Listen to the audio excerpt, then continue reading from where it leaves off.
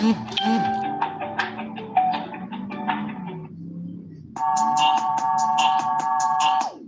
spirit speaking, truth seeking, heart beating, knowledge speaking, seed sowing, harvest speaking, man breathing me. I have yet to leave, I'm still breathing. To quit, I have no reason. I think I'm asleep, but I be trying to live my dream. I can't either you gon' do it or you don't really. It ain't no in between, baby. You can ask the sun, it's an everyday thing. Consistency in your routine is how you bring reality. Working like a slave, that's how I made this masterpiece. Living like a god, I lay at night, I rest in peace. They remember me, but I am not around the people.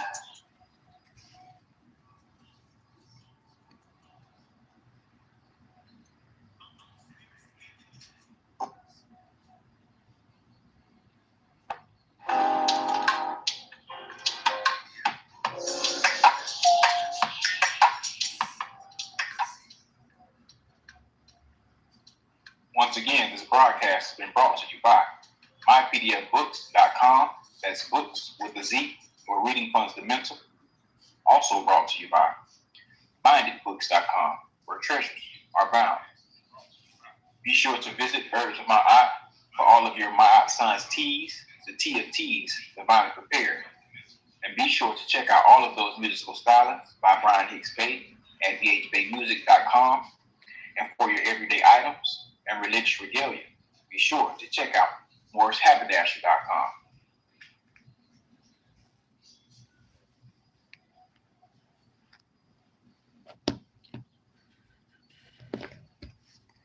Peace, peace.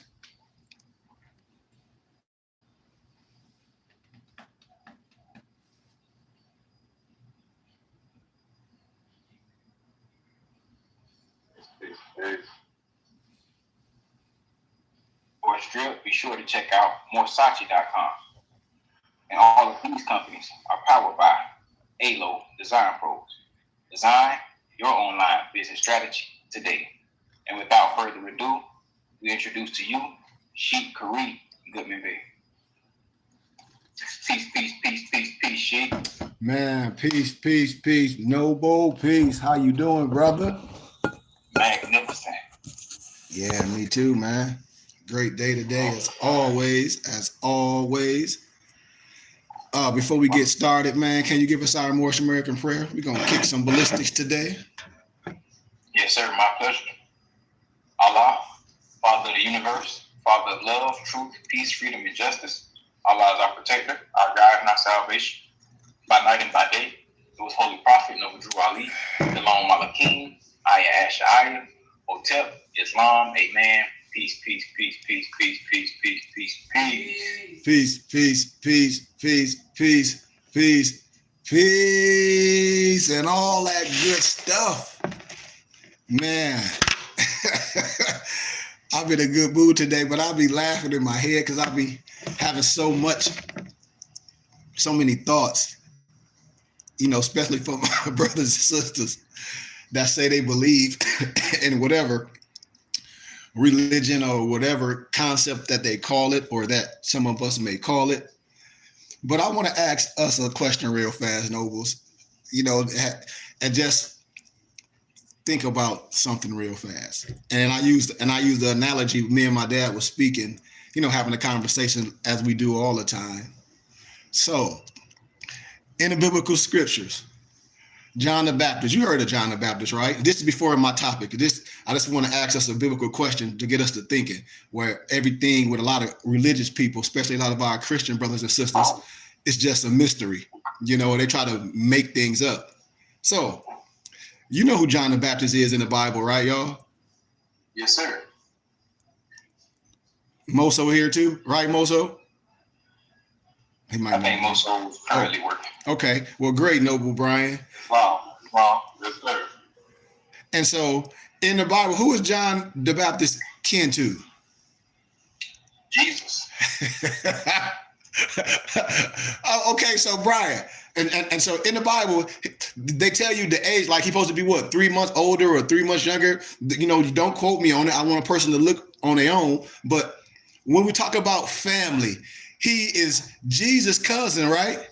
right? Yes, sir. Cousin, right? You cousin, right, Brian? Yes, sir. On what side? On his mama's side. Oh, snap. Oh, snap. So that means, oh, snap, Brian. So that means you got a mama side of the family and a daddy side of the family. And on your mama side of the family, you got a granddaddy and a grandma, don't you? Yes, sir. Aunties and uncles, huh? Yes, sir. Other cousins too, huh, Brian? You know it. Oh, snap. Really?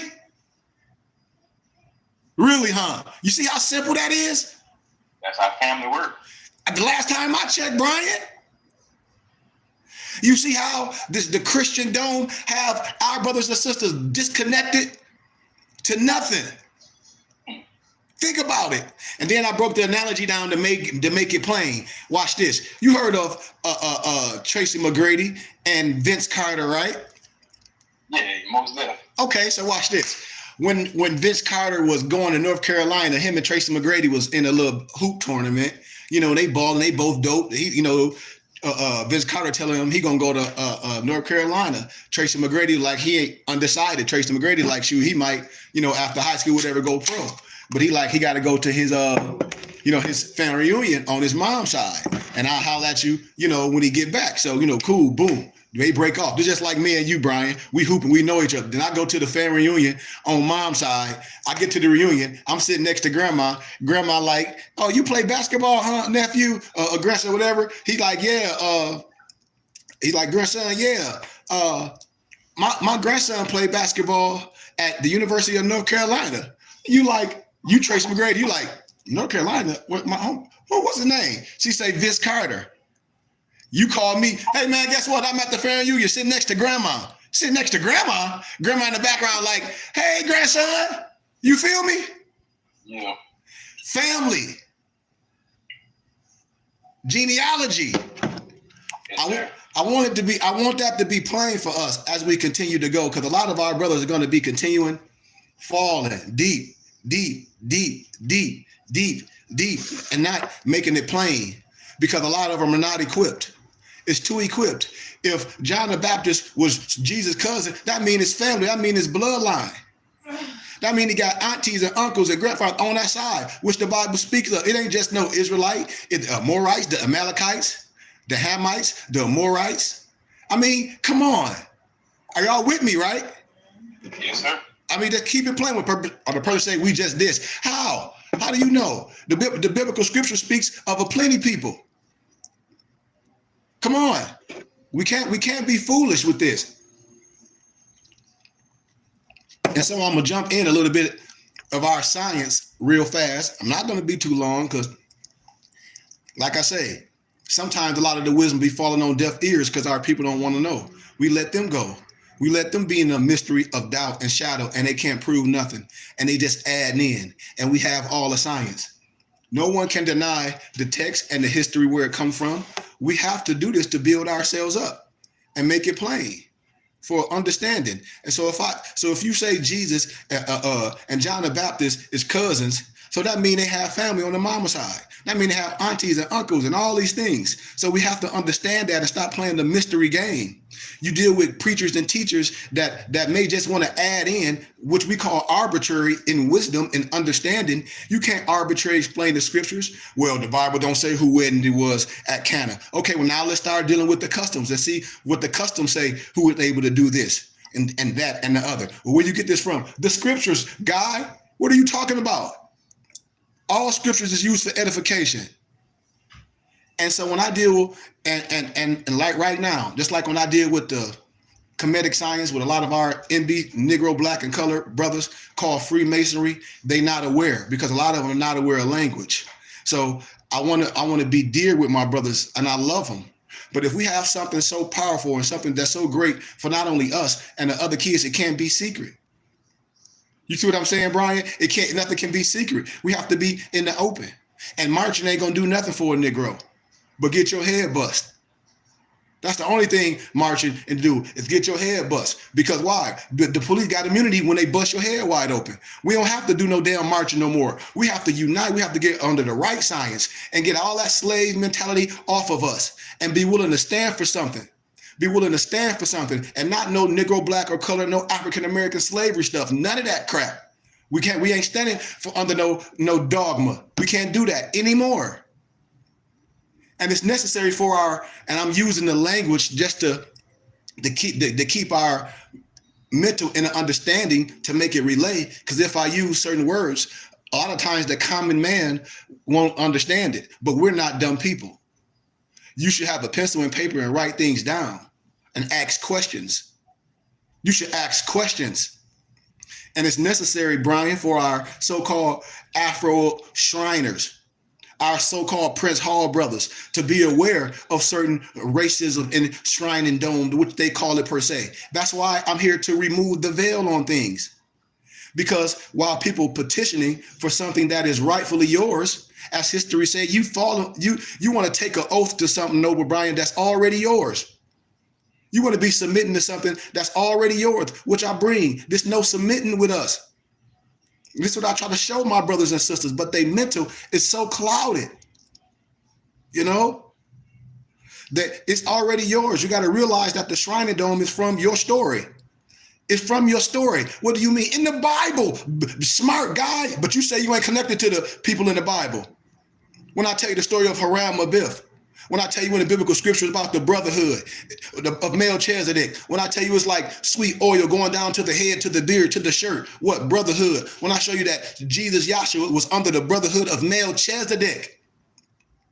Yes, sir. And all y'all are initiated, what? Under this wisdom, under this science.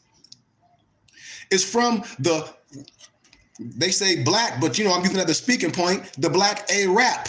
Your Arab ancestors, we about to bust their heads wide open. All the game's over. Arab, you can get the book called Bertrand Thomas about the Arab. The Arabs and the Europeans stayed with them, showed you who the Arab was. You can get the dictionary of Vladimir Dale, and he tell you who the ARAP, what he is, the original Arab. And we lecture this a plethora of times. I did it a few weeks ago on our YouTube channel in Adapt Class. And so I'm going to talk about it a little bit more in a little bit more of a scientific matter, coming from the understanding of, how can I say, for a lot of my brothers that call themselves apprentice. After I break this down for you, I hope your eye is open. I hope you take your eye from enclosed in a damn triangle, because in my science, what I'm teaching, your eye is not enclosed in no triangle. It's just like in our science, your tassel ain't pinned down. Your tassel flows freely, baby boy, 360 degrees. What we talking about? Your wisdom is not tasseled down. It's no secret with me. I'm not giving you no mystic, no fallacy stuff.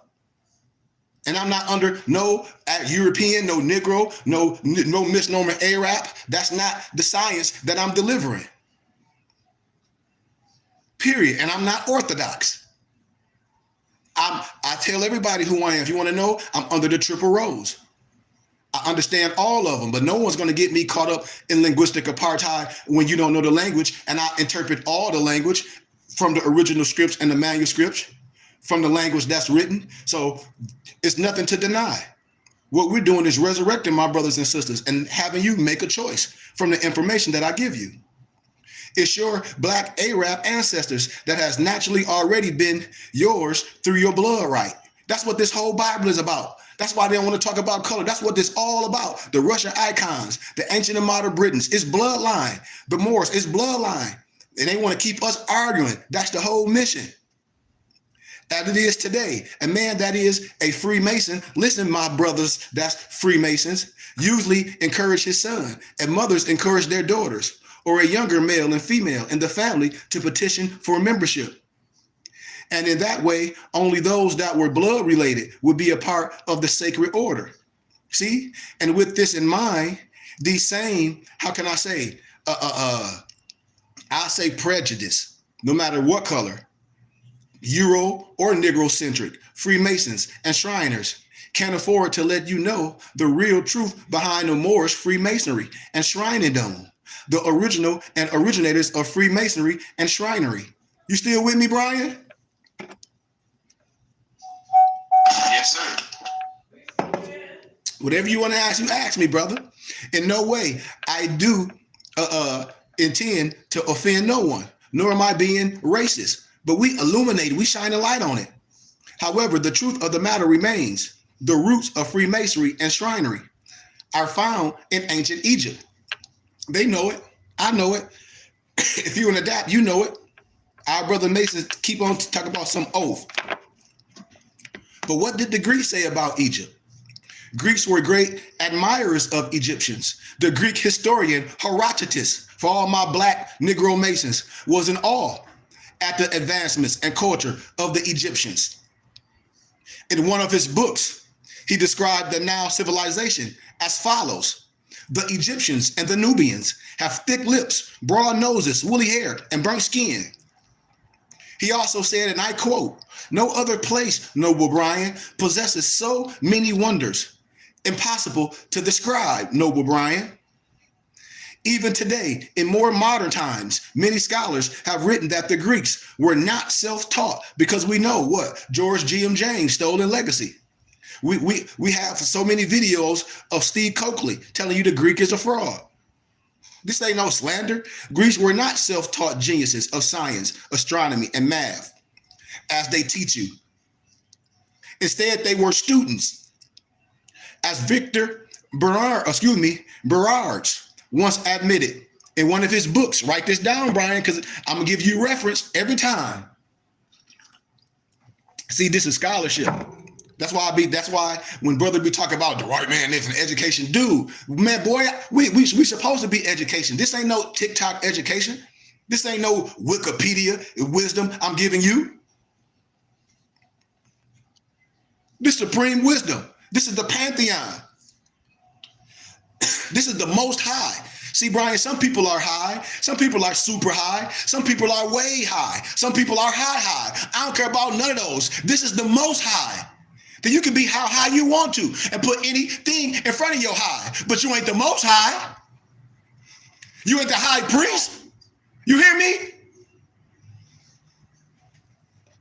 That's what I've been telling these Negroes. Ain't nobody dissing your station. It's somebody higher than you. You should want to be a part of this. Smart guy. No, but ain't nobody knocking your position. So what you would preach? You're not the high priest, or I'm high. Okay, great. You dealing with the high priest, what? The most high. It don't matter how high you are. It's the most high. So if say you the most high, you the Melchizedek, it's others beneath. It's others. But this is the most high. And even in modern times, scholars have written that the Greeks were not self-taught geniuses or none of that. And I told y'all in Victor Berard's in his book, The Origins of the Akkadians, Brian, it's called The Origins of the Akkadians, Akkadian, the cults, in Paris, 1894 AD, on page 10. And I quote, "The Greeks were the pupils of Egypt. The Greeks acknowledged rather simply that they had learned a great deal from Egypt, and that this had been formative in their own lives." You see, Egypt influenced the Greeks so much that they gave homage to them by depicting their gods and goddesses as dark-skinned with thick features and with what is now termed peppercorned hair. Peppercorned hair. See, when you're dealing with scholarship and when you're dealing with what the most high, you can't deny it. You might not like it, but you will look like a fool trying to debate something where it's not debatable. You might not like my candor. So what? The Caucasians, no disrespect, has been worshiping the image of the Negro. Because I told you, I can show you that the misnomer black man is the father of civilization, proved by the Bible alone. So if that's the case, if you love this and that, then if today Jesus would be classified as a Negro, then what we talking about? From the very beginning of ancient antiquity, we're going to deal with it. Negroes were worshipped first in the civilizations of Greece and Rome. The rites of Apollo were found by Delphus, Brian, Delphos, and his Negro mother, Melanis, Melanis. And when these lighters come, I'll pull out the tablet. I'll pull out the Egyptian manual. My tablet is about like 5,000 pages from all the language, from the Syriac, everything transliterated, from Hebraic, from Aramaic, all of it. And everybody have to just be quiet. period, because you can't arbitrarily explain when the linguistics start checking you. The rites of Apollo were founded by Delphus and his Negro mother, Melanis. Also, the worship of the Negro gods, Jupiter, Bacchus, Hercules, Apollo, Ammon, and Zeus were very popular in Greece. Negro gods were worshipped in Rome, as well as the goddess Venus, Isis, Hecate, Juno, Metis, Ceres, and Cybele. They were all depicted as Negroes with dark skin and kinky hair. Aristotle also say that the Egyptians were very dark, were very black, and the Egyptians and the Ethiopians woolly haired. That's why when you read old books, they say they were black as gypsies. Other so-called scholars of the Western world, Noble Brian, have come forward as well. In 1991, earliest 1991 AD, Michael Wood admitted on Maryland Public Television, and I quote, "For all their brilliant qualities of mind, the Greeks had to borrow from Africa to create their civilization. In other words, Greek civilization would have been nothing without the help of the ancient Egyptians, Noble Brian. The Greeks, as well as the Romans, stole all of their information from the Egyptians, who were Negroes. That's why when you read George G.M. James, what? Stolen legacy. You know, Greek history is nothing but watered down, stolen Egyptian history. Big facts. There is another part to add. Native Americans were also not permitted, along with Negroes, to become members of the Euro Freemasons. If we all Masons, why you got to have things separated? Why you got to have Scottish Rite? Why you got to have the Negro Prince Hall? And I say them Negroes don't know nothing. Period. They don't know nothing. In fact, anyone with dark skin was considered black, and Negro was also used for Native Americans or Indians. The reason why I say black Masons don't know nothing, because they'll sit up and tell you that they're a widow son. How the hell can you be a widow son when Allah's supposed to be the father of all this? And all my European Masons would clearly tell you that they are son of a Muslim. Somebody got to be the fool. If the European Mason to tell you that he or she is a son of a Muslim, and then your misnomer black Prince Hall Mason brother to tell you that he's a widow son, one of them two is a fool. Now you tell me with common sense which one is stupid. Now the Euro Freemasons, they bent on keeping the secrets, and I won't say that. I say the Negroes are. But when you're dealing with them, both will. When you talk about these Grand Lodges, the Grand Lodge from allowing what? In that context, when it was originated, blacks or Negroes into their lodges, as it states in the book entitled The Lodge and the Craft by Rollin C. Blackmer. I hope all my so-called Prince Hall Mason brothers have this. Then they'll start with like you trying to start an old school car. You just start stuttering. That's all they be doing. It's like, man, you a liar and the truth ain't in you. In other jurisdictions, several other propositions not here mentioned are regarded with great veneration and come so near the ranks of landmarks that any Grand Lodge disregarding them would run great danger of forfeiting friendly and fraternal relations. This would seem especially true of any jurisdiction permitting the admission of a person of the black race. So here it is, you talk of this makes this, and they don't even want to be with you. They say we'll excommunicate you if you bring somebody in, the black race, into this. The governing bodies of France, Italy, Mexico, long ago lost the fraternal recognition of all English and American Grand Lodges. And that's what I be telling us. Well, you don't need that. I don't need no disrespect that. I have my own charter. Just like with the Q dog, and you saw that, and his brother done died from hazing, and nobody want to say nothing. But every time something happened with we need to do this. But you ain't marching when your own people done hazed the brother to death.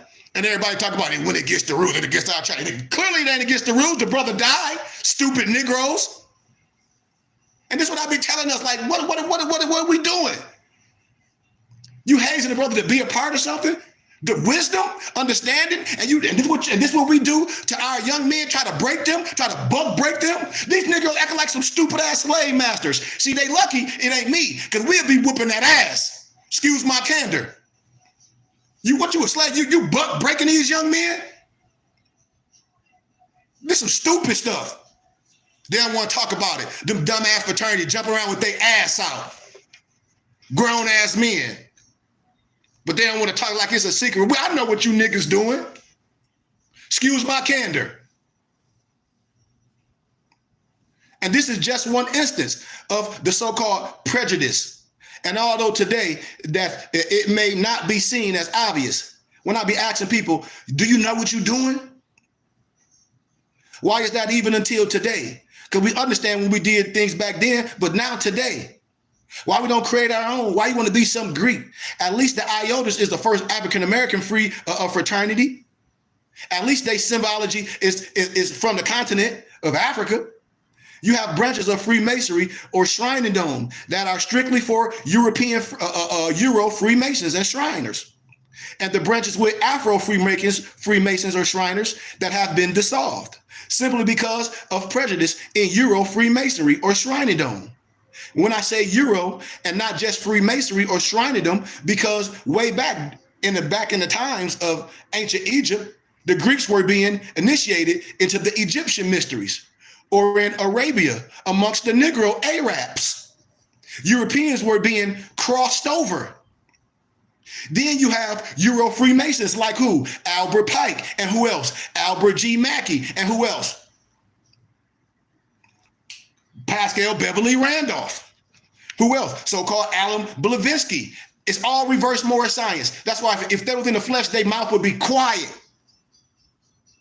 They were members of the Luciferians who insisted on keeping confusion as followers of Lucifer. And they are key names used by Negro Freemasons also. And then when you see the misnomer Eastern Stars, those our empresses with the white fez with the gold tassel that's pinned down, and they under the DAR, the Daughters of American Revolution, Brian, and they pentagram turned sideways. They ain't arm, leg, arm, head. They got two damn horns up.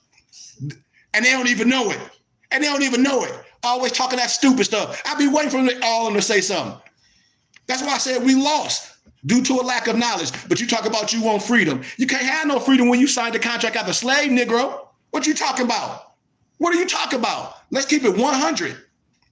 Albert Pike in the book Morals and Dogma admits being Luciferian. And I quote, this is what it says: Lucifer, the light bearer, strange and mysterious, named to give the spirit of darkness, Lucifer, the son of the morning. It is he who bears light, doubt it not, a devil, the fallen Lucifer, or light bearer. It is true. This is a part of the Luciferian conspiracy. Now watch this. Even Shrine and Dome has their Alberts. Watch this. What you mean, Sheik? Oh, I'm gonna give you some more Alberts. Now I ain't say Fat Albert. I said some more Alberts in history to line it up for you.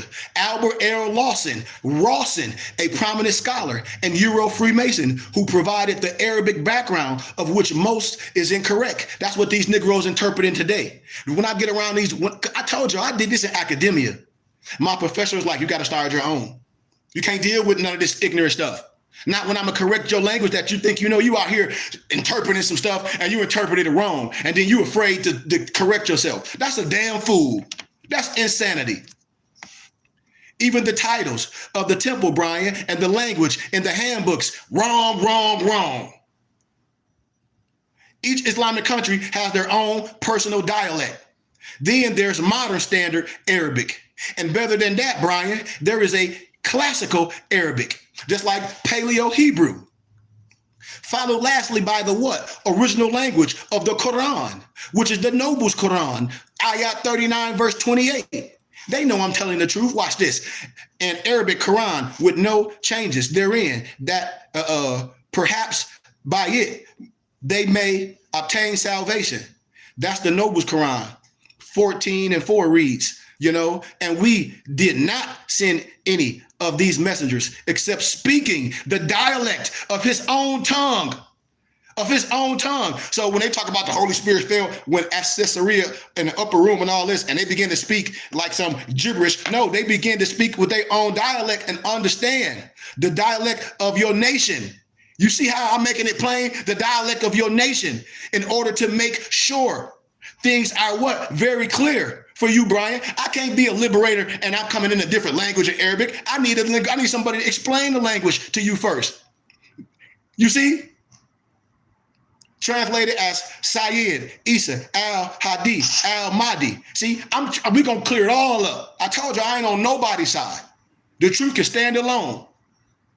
See, this Quran was the Quraysh tongue, or the Quraysh tongue, Noble Brian, Quraish tongue. When you look at the Noble Quran, because there's plenty of them, Qurans, 14:4. I don't give a damn which one you get. Just like I don't give a damn what Bible you get. We're going to interpret the language, going to do it the right way, and we're going to make you sit on your hands, as you should. I don't care if you got no regalia on like me. You ain't nothing but a court jester. When you don't want to be corrected by truth. When the Most High is bringing the wisdom of, but as Sayyid Muhammad, 570 to 632 AD, the prophet of Arabia's own family dialect, the tribe of Quraysh, of the same tribe of Banu Kinna, by way of Hashim, Arm, Adna, Abi, Manaf, in 464 and 546 AD, nobles, who was the great grandfather of As Sayyid Muhammad. See, I'm fact checking them. They talk about they be knowing Islamic history. Clearly, you're not. I'm giving you Islamic scholarship. Ain't nothing they can say. And his grandfather was named Abdul Muttalib, 496 to 578 AD. He was the head of the tribes of Quraysh and was a black Arab with a P, A-R-A-P. Stop playing. And they noticed the truth. Yes, the original Arabs were the Arabs, A-R-A-P, were blacks. Bertram Thomas will tell you. Get all Bertram Thomas books. And he'll tell you who the Arab is. He'll tell you who the Arabian is. Get them. And the European be dressed up just like me. Get it. Get Bertram Thomas' book, all his books. But read the book, The Arab. And then come back to me and have a question. You're going to be quiet in a church mouse. All original Arabs were Moors, were black. In a book entitled, write this down, you want more reference? It's a book titled The Glory of the Black Race by Sheikh al-Jahiz in 776 and 886 AD, nobles. See, we checking him, who was himself a Moor living in Iraq. He described Abdul Muttalib, who was the head of the Quraysh tribes, as being the father of the 10 black lords. And I quote, they said Abd al-Muttalib, Abdul Muttalib, father 10 lords, black, as knight and magnificent. Abdul Allah Ibn Abbas was the blackest in magnificence, and the family of Abu Talib were the most noble of men, and they were black with black skin. So the pale skinned, light-eyed Arabs that you see today are mixed. They are of Turkish descent. Don't be fooled. They are not original Arabs, because if they were, then the quote would state they would be black as night. See, you can't get mad at history. History ain't prejudice. The lies is prejudice. So do this mean that Sayyid Mustafa Muhammad al-Amin in 570 and 632 AD was also a black man, Sheikh? Is that what you saying? You damn skippy. Yes, the Prophet Muhammad, 570 632 AD, will be classified today as a Negro, and his wife as Sayyidat Khadija, 555 to 619 AD, mother of who? As Sayyidat Fatima, 610 to 633 AD, were both Negroes. Since As Sayyid, Muhammad's paternal grandfather, was black, that would make him black also.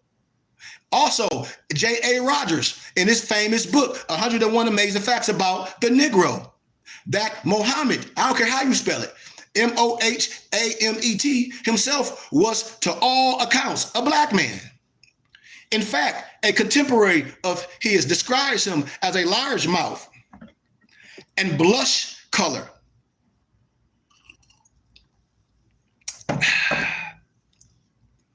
With hair that was neither straight nor curly. That is hair that was probably, you know how they say, look at your hair, fuzzy, because we got all textures of hair. I know they just fat, like that of Fuzzy Wuzzy. You remember Fuzzy Wuzzy? Come on, I'm telling you, look at what I'm saying. That's like Mozart hair. You'd be like, damn, Fuzzy Wuzzy. Yeah. And then when you look at the Russian icon, then when you look at a lot of the David McRitchie, the ancient and modern Britons, you're going to look at their hair and they text you, you're going to be like, okay, Fuzzy Wuzzy. The name Muhammad can be spelled many ways. Muhammad, Mohammad, Mohammed, Mohammed.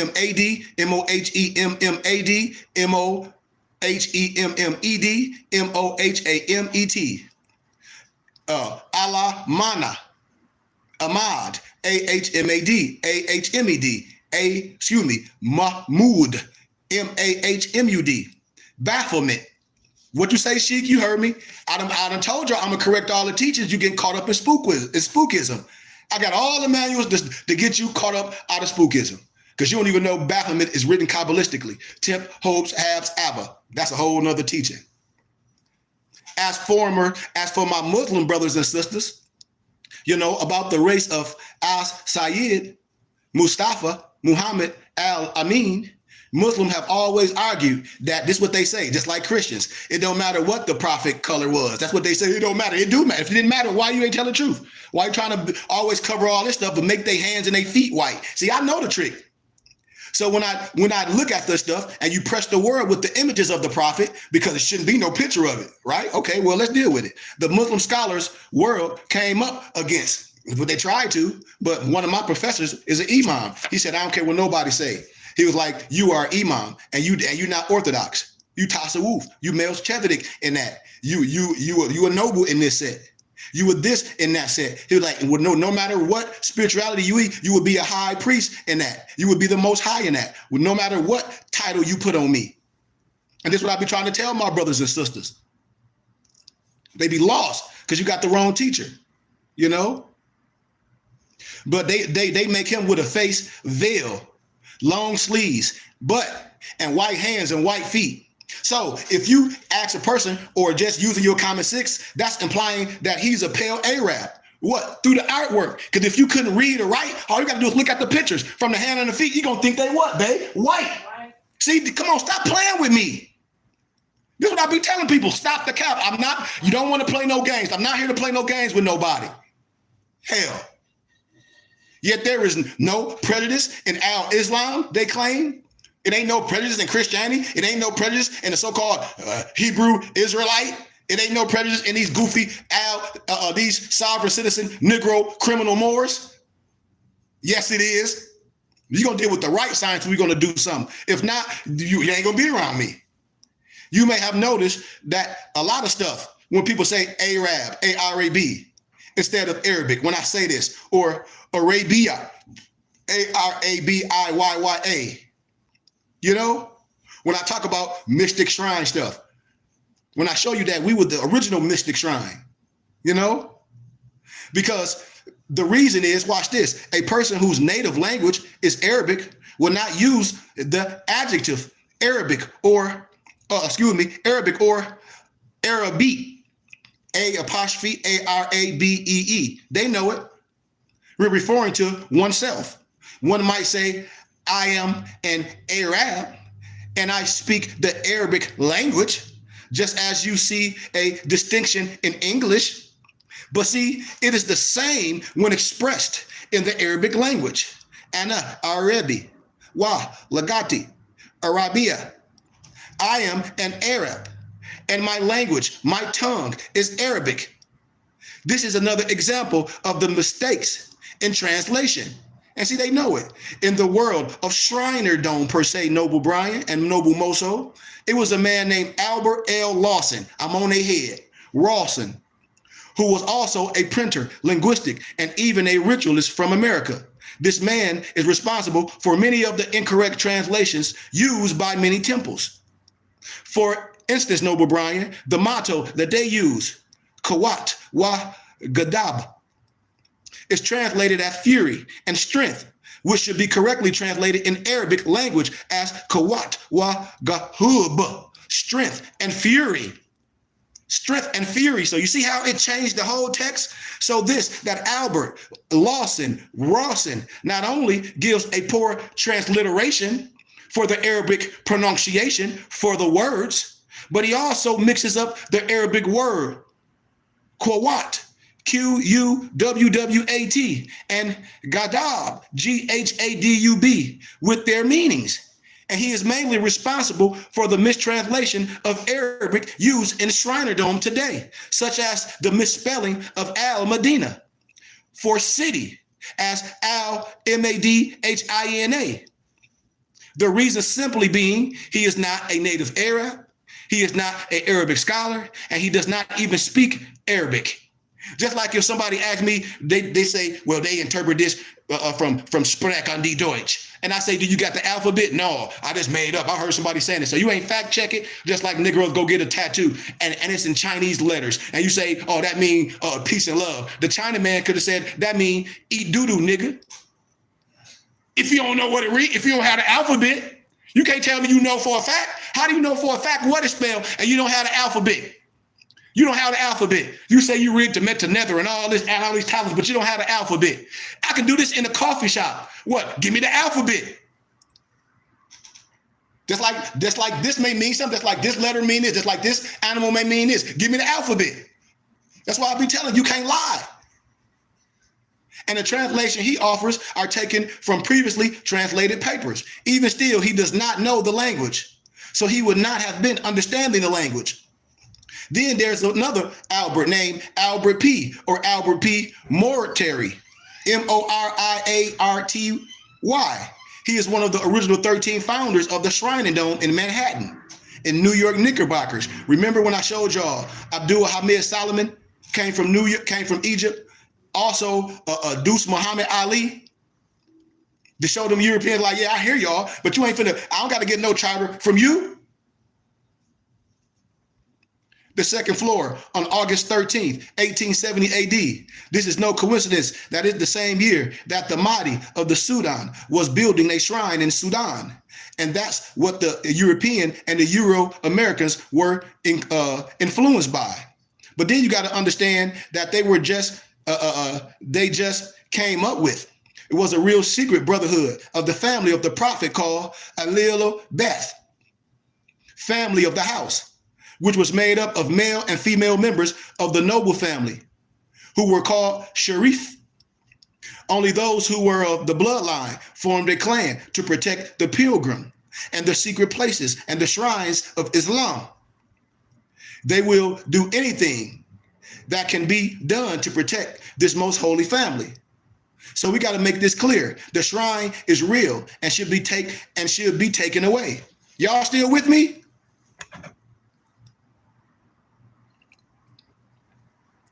I hope you are.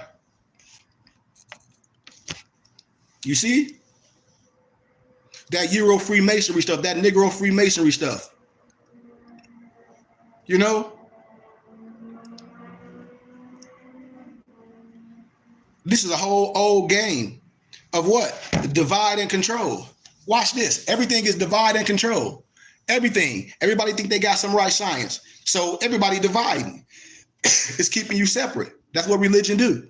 But they all got the same books and they arbitrarily explaining something else. They can't be biblical scholars. They can't be. Each group will claim to be the real one, when in fact they are using the same books written by Euro Shriners. One big mistake they all seem to make, nobles, when it comes to the Shriner, white or black, is that they become or portray Muslim men. That is, they use the Islamic faith.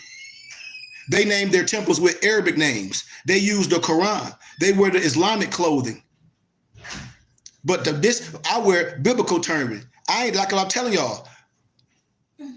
All this is yours. A lot of times they say Assalamu alaikum, which is fine. They take on the Arabic language. But I say you don't have to do all that. It's great. They do all the Islamic things as Muslims. But what about your culture? What about who you are? But when it comes to the women, they take them back past 1400 years, which was the birth of Islam, all the way back to Isis, Hes, Aset, and Osiris, Asar of ancient Egypt, which dates 10,000 years. So they depart from Arabia when it comes to the female chapter in Shrine Dome and predate Islam to ancient Egypt. You know I'm telling the truth. And when it comes to the women, they even violate their commitment to their belief in the Bible and its tenets by calling Isis their goddess And according to most Christians, the Egyptians were looked as what? Pagans. Our order is being brought forth with the facts, the system, and the order in which the ancient fraternity worked. Has the intentions of clearing your mind of all the rhetoric and falsehoods you have been fed by those who do and did not know the ancient Arabic language or the true teachings of the original Shriners. They only gave you what was passed down to the Afro Freemasons and the Afro Shriners, never knowing that there was a true Arabic order of shrines. Because I showed y'all that. I showed y'all the European, I showed y'all in our book, the Negro, aka the Blackamoor. I showed y'all. It was started way before that by who? Us, Moors, a sacred brotherhood and sister. So that's why I speak with, how can I say, nobility and understanding and with a fire and passion in my voice. Why? Because what I'm saying is truth and brotherhood is good, but we ain't finna be taking no oath and let nobody tell us what it is. And that ain't what it is. We gonna talk about it. If it's so great for people, why we can't talk about it? Like I said, my intentions ain't here to offend you, but if you offend, so what? I'm not here to offend. I'm here to defend. I'm not here to destroy the Constitution. What? I'm here to defend the Constitution. See, my intentions is pure. All you got to do is ask me. My intentions are not to offend, but to defend. But if you offended by my defense, so what? I'm here to restore this great fraternity to what it was intended to be from the beginning. I'm trying to take all my brothers out of these stupid fraternities that they going to, jumping around with their ass out, and then they hazing our young brothers and sisters, and they dying, and all these old fools talk about that ain't our rules. Clearly, it's your rules, Negro. It's happening in your charter. This happened in your charter with a young brother coming to school, want to be the brotherhood. Why y'all ain't sitting learning who y'all are, y'all history? They done hazed his brother and the brother died, and now everybody backing out? Some suckers. What type of brotherhood is that? What type of brotherhood is that? Some old Negroes hazing a young brother. Talk about he on the line. Need your butts kicked. All them Negroes branding themselves like some slaves. Branding themselves, jumping around like some slaves, embarrassing themselves. That ain't nothing to be proud of. And then them Negroes still don't know who they are. The Greek is a damn fraud. Steve Coakley told us that. The Greek is a fraud. These Negroes taking an oath to some BS. Being hazed, being tortured like a slave today. Man, they should have been cut that stupid slave Negro shit out. The Greek is a fraud. I be waiting for them Negroes to tell me what's so good about that. Or you can get a job. A job? You Negroes don't got no companies and no businesses? How about you some Greek? Get your stupid ass out of here. I don't care what nobody say. You know? And it ain't no disrespect to no one. It's just the truth. What's being taught to you by Euro Masons and your brothers, the Negroes, is been grafted from the real and altered for them to suit their needs. And then it has been watered down again and passed on to Afro Freemasons or so-called Prince Hall Masons. They pass down that same stupid stuff to you. Yet none really have the secrets because present day Masonic and Shriners teachings are only based on European and Euro-American involvement, doctrine and belief system, the same way the Negro Greek fraternities are. They got all that hate stuff, all that shaming you. That's some slave stuff. They got brother crawl around on their knees, shaving their head, put collar on. That's some stupid stuff. The original order started in Arabia with the black Arabs, the Moors. In the York and the Scottish rite of Freemasonry, there are 1 to 33 degrees. I call it snowman wisdom. In meteorology, that's when water freezes. These Negroes is snow freaking men. And you know it. They did not exist with the original degrees, which are 1, Mosism, 2, Christianism, and 3, Muhammadism, which we call in Moorish science the triple rose, the Paraclete, the Fatimid, the Jerusalem, the Christian per se. To put it simply, it's the study of the 3 monotheistic religions, and then on to Sumerian doctrine, and straight back to what? Ancient Egypt, with the highest level one can reach. After completing all these, we can no longer be fooled by blind faith and beliefs. See, that's what I initiate my brothers through with wisdom, so they can't be fooled by blind faith. I don't care if it's your mama, your daddy, some Negro on the internet just arguing. Man, we can tell them we can shake their hand and walk away, because we ain't getting into that. We don't debate no one, I only debate my equals. Everybody else I teach. We walk past, we shake hands and keep it pushing. Or we don't get to shake your hand. The truth defend itself. I'll give it to you, let you read it. You want to believe whatever and keep promulgating some religious dogma, that's on you. The reorganization of the ancient Egyptian order and the Arab nobles of the Mystical Shrine. You know, that the original was instituted by Caliph Amaru Mumin Ali, 599, 661 AD. The fourth Khalifa, although rightfully the first after the passing of Muhammad Mustafa al-Amin, 570 to 632 AD, the Prophet of Arabia, being the son-in-law and cousin of As-Sa'id Muhammad and Amaru Mu'min Ali, 599, 661 AD, were first cousins, just like I'll be showing y'all in the Bible. Damn it, if John the Baptist was Jesus' cousin, yeah, on his mama's side, then I mean he got a grandmama and a granddaddy and other cousin, another family. The Bible talks about all the families, the Amorites, the Amalekites, the Amorites, damn Gomer's family. These Negroes is retarded. Abu Talib, 539, 619 AD, was the father of Ali. And Abu Talib was the brother to who? Abdul, the father of Muhammad. Once the parents, Abdullah, 517 to 570 AD, and Amina, daughter of Wahb ibn Abi Manif, 533 to 576 AD, of the Prophet Muhammad passed, he was raised from age 5 on by who? Abdul Muttalib, 496 to 578 AD. His grandfather, whose original name was what? Shabath. Fact check me. Any of these people that talk about they are Islamic scholar, I bet you they gonna be quiet, because then they gonna start revealing all the melanated history. They gonna be like, oh, they gonna say, I got to go. Yeah, I know you gotta go.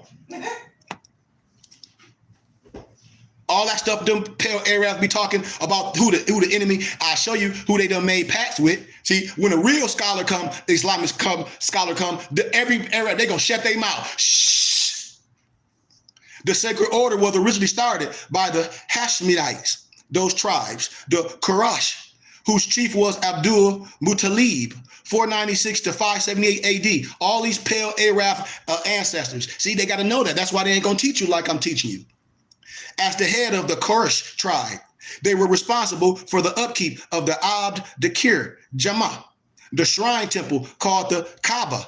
The Quraysh tribe collectively became known as the Beacons or the Mekans, and were in total control of trade and out of Becca, aka Mecca, and the Hashemite clan would give the pilgrims bread while on their Hajj. Remember, pilgrimage, and protect them. See, I'm teaching. Y'all know I'm telling the truth.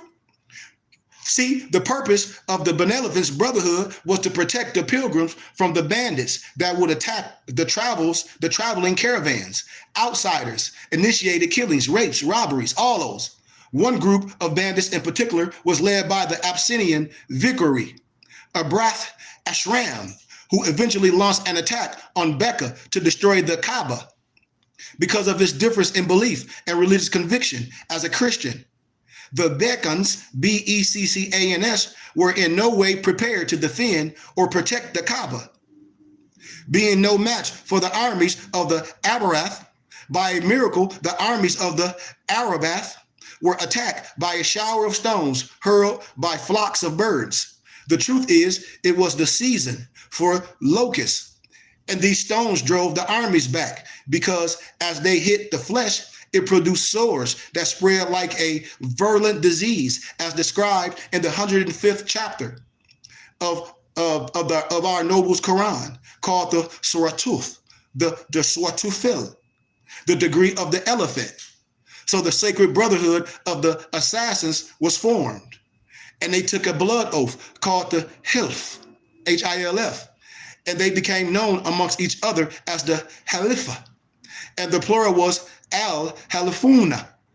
They had ancient signs, symbols, grips, and passwords. I draw the ancient sign at another time, but I'll show you how the misconception of the assassin symbols, that I'm going to show you the correct one. I'm trying to tell you. I start showing you some little signs of signs. When I talk about, I'll make the heart badge, and then I'll make the IGP sign, the 2 circles indentation. But one is a heart badge, but all clear, all clear, all clear, all clear, all clear, all clear. I'm present, I'm present, I'm present, I'm present, I'm present. I'm a member, I'm a member, I'm a member, I'm a member, I'm a member. Be silent, be silent, be silent, be silent, be silent. Don't attack, don't attack, don't attack, don't attack. Let's talk in private. Let's talk in private. Let's talk in private. Tonight, tonight, tonight. All those are hand signals of the ancients. Every last one. Ancient signs and symbols of the assassins. Those were the signs. And the assassins were astrologers, charting the stars so as to be able to travel the desert in the dark, like the Dogons. And one of the band of brothers came upon another. They could recognize each other in the dark as well as the light. They used the stars as their guides. And I can show you all this, man. I can show you all upside down star map of the Orion and Sirius constellation. And then I can show you the same map as left showing its different cities. I have to, I'll show it at a different time. When I show you like Canis Major and Cyrus and all that in the astrological signs, then I'll show you that same symbology, and I'll show you how with all the map, like Yemen, Mecca, Jiddish, Egypt, Sudan, Medina, Lebanon, Akar, Jerusalem, Syria, all Damascus. I'll do the whole chart later. I have to pull them out. But you're looking, what I'm breaking down is the Sirius star constellation, known to the ancient Egyptians as the Sobdet or the Subdet, Sobdet, or the Supdet. And it's a whole chapter in the Noble Quran, chapter 53, dedicated to it, called the chapter of the star, which we call the An-Najm, which consists of 62 verses, the exact age in which the Prophet Muhammad died. The Prophet Muhammad was born in the year 570 AD and died in the year 632 AD, making him 62 years of age. Here is wisdom for the true Shriner. The Noble Quran 53 and 49 reads, the Noble Quran, and verily he is the Lord over Sirius, star constellation, translated by As Said Issa al-Hadi al-Mahdi. The Noble Quran of al-Islam mentions the star Sirius, which is in Canis Major, saying that Allah is the Lord of this particular star. This was Isis, the star in Egypt, and the Mohammedans used it with good reason. To the keen observer of the night sky, the North Star, also known as what? The Polaris, the brightest star in Ursa Minor. It was used by travelers to guide them through the night. The assassins who dressed in black and were of the few that dared to cross the desert sands at night used the star as a map. And if you were looking at the Sirius star constellation from the heavens, you would see it as it appears in figures that I'm going to show later, pictorials at another date. And when you start doing investigation into geography, is going to reveal what the ancient Egyptians found out about the Orion star constellation, which is that the 3 stars of the Orion belt lines up perfectly with what? The 3 pyramids of Giza in Egypt, named Khufu, Al-Khita, Khafre, Al-Nilma, and Menkaure, Mentaka. Well, in this case, our ancient brothers who mapped the stars family logged a route on Earth that is called the Travels of a Shriner. And they happen to lay almost exactly over the Sirius star constellation family. As you know, the stars shift and move, so there is a slight variation in the heavens or the celestial bodies. See, the planet Earth also contracts and expands. So there is a slight variation on the planet Earth called what? The terrestrial body. Watch this. The Earth axis slowly changes its direction every 25,000 years. So that's what the Islam Muslim, the signs got to be corrected every 25,000 years. Okay, well, yeah, we'll correct that old BS you talk about. The North Celestial Pole described the small circle with a radius equaling 23.5 degrees around the North Elliptic Pole, with a consequent westward drift of the equinoxes, which is the 2 points where the celestial equator crosses the ecliptic. So when you look at the ancient symbol of the original Shriners that I'm going to show in later teachings, I'm going to show you the original and they modern stuff. They took an oath not to tell you nothing. I ain't took no oath. How can I have the keys and I ain't going to have the lock and the key? It's sacred to me, but it ain't no secret. You can see it almost as a facsimile to the star constellation. It almost mirrors it, and it cannot be a coincidence. For the wise men who were magos, or the magi, in your biblical scripture in Matthew chapter 2 and 9, which, by the way, is another name for Freemason. You didn't know that, but I teach that at another date too. Busting their head wide open.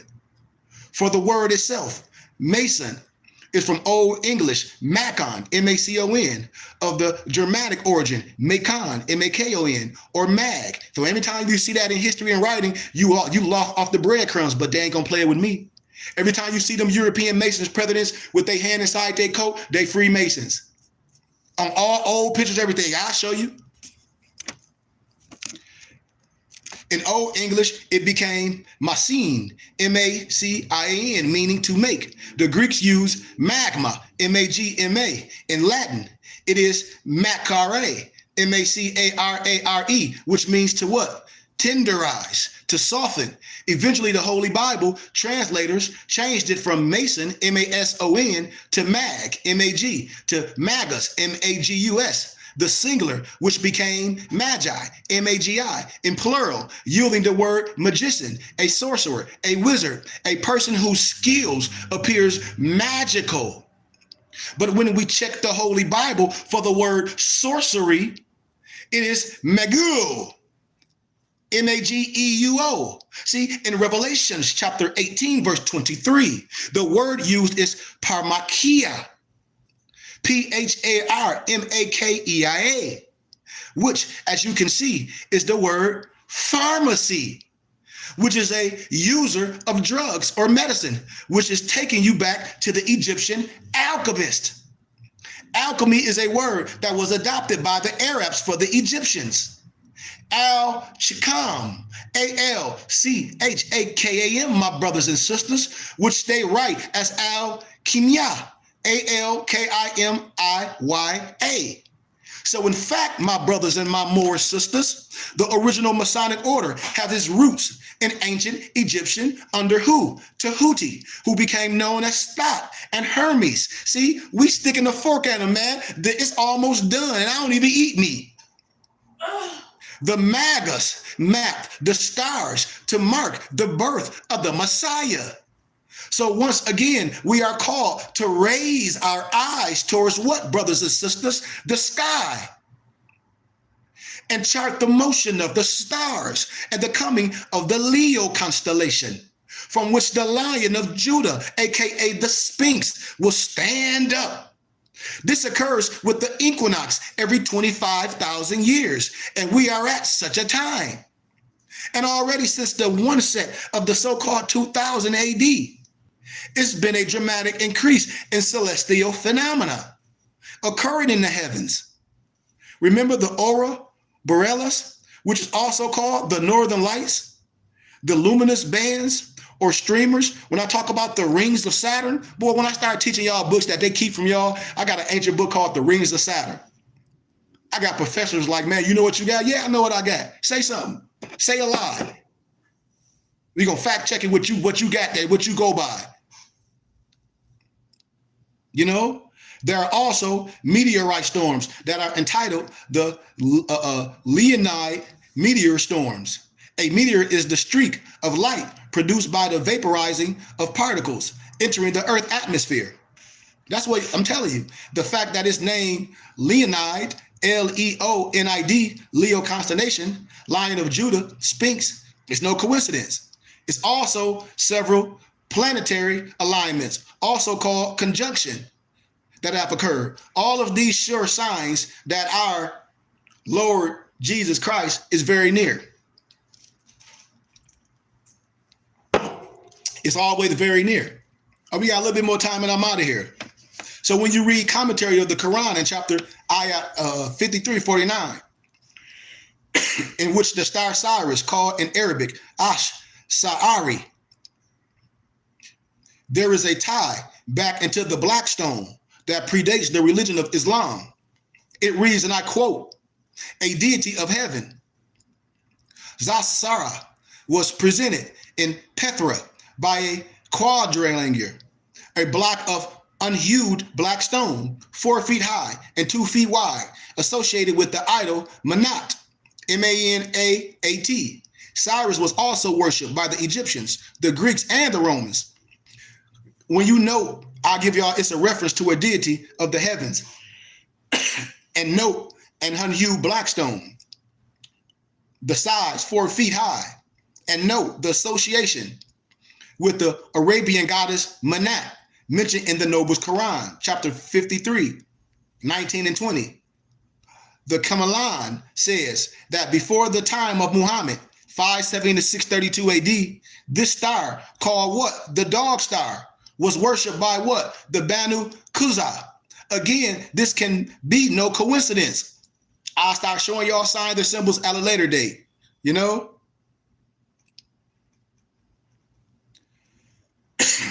You can see by following an arrow when I break things down in maps, when you leave Jeddah or Jeddah in the west and travel eastward across the desert to Becca or Mecca, then south to Yemen, then north across the burning sands to Syria, then the final journey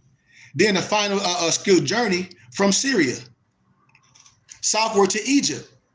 And as you notice, when I show y'all route maps out of the sacred symbol of the original assassins, and it's a facsimile to the Canis Major star constellation. Herein is wisdom for the true Shriner. When I talk about the Arabic and the nobles of the mystic shrine, I already showed you who that was in history. I already showed y'all in More Science in our book, The Negro, aka the Blackamoor. I showed y'all that. Then I showed y'all the European when they talk about they the mystic shrine, so modern to some 1914.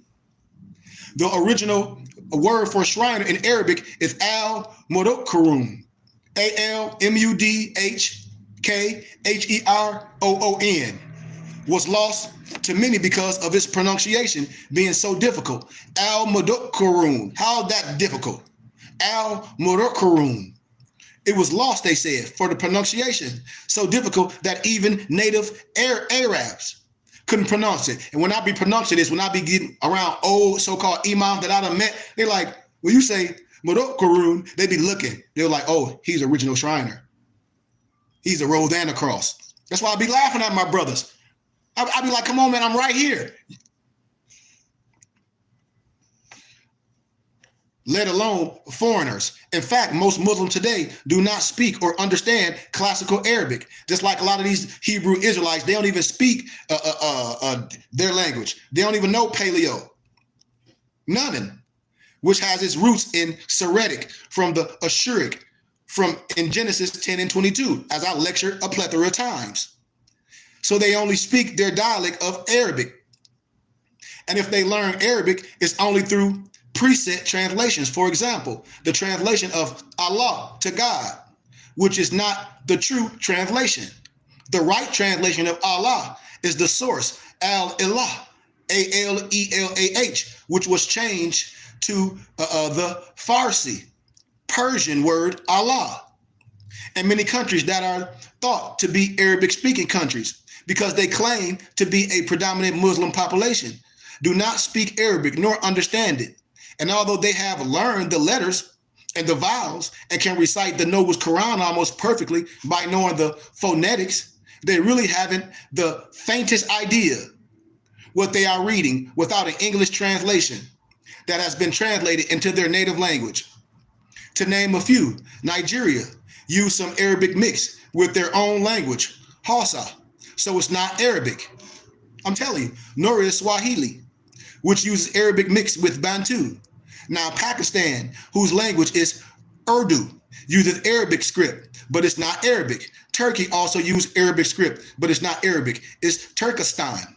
The Persians use a script that was adopted as Arabic script worldwide, but it's not Arabic. It's Farsi. All entirely different languages. Then you have those countries that claim Arabic as their national language, such as Egypt, Somalia, Algeria, Morocco, to name a few, whose tribal and foreign language, due to invasion, are mixed in with small amounts of Arabic. That's why we can go to Africa and a lot of them speak Latin. In fact, they are not speaking or truly understanding the Arabic of the Quran. You can see why a Turk or Algerian, both of which use poor Arabic, yet are still classified as forms of Arabic, would end up with a very poor translation of the original Arabian Arabic Shriner manuscripts, supposedly brought from Syria to London by a gentleman called Rizq Allah Hassoun Effendi Rasulullah Hassan in the year 1860 AD, a Turk by birth whose native language was not Arabic.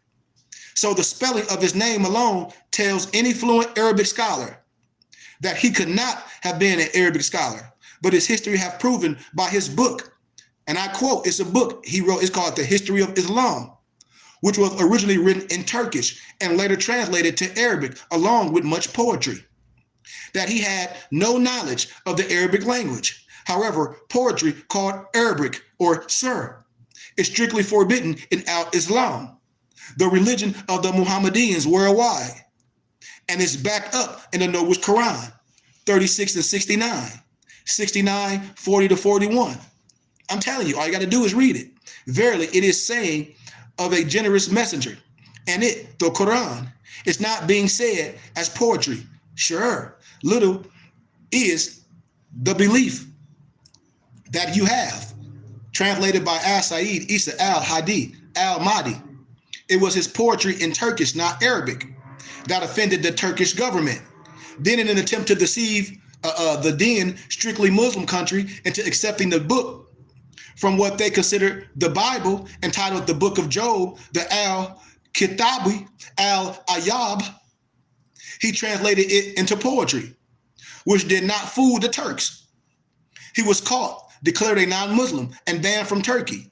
The ritual is known in Arabia as El-Madat Mutim, the pillar of society. The original is not to be taken for the poor translation in existence today, referred to as the pillar of society and other ceremonies. And the original is still in Arabic and could only be understood by those who can read the language properly. I got a little bit more time and we done. There also was once an Ali shrine temple in Arabia. The original sacred council of it, called the Ansarullah, the Ansarullah. They moved to Sudan. It was headed by the illustrious noble El Hajj Abu El Qadar, the Grand Sheikh of Ali, A-L-E-E, aka in English A-L-I, the Temple Mecca, Arabia. Just like when I'll be talking about Abdul Hamid Solomon, and our own Moorish and Masonic brothers be trying to diss our own brothers. Well, why? They be trying to diss Abdul Hamid or Deuce Muhammad Ali. They don't even know who Deuce Muhammad Ali is and the work that he done. He was of the Sufi order, like me. Faris, one of the three. The first being as the Bastimia, the second being Naqshbandiyya, was descended from the original Sunni order established by the first Khalifa, Abu Bakr. But all other Sufi orders of Faqih were found by the fourth and rightful Khalifa, Ali. They centered around the order known as the Al-Khawithiyya or Khawithiyya, who were expecting the Mahdi to appear before the appearance of Al-Masih, the Christ.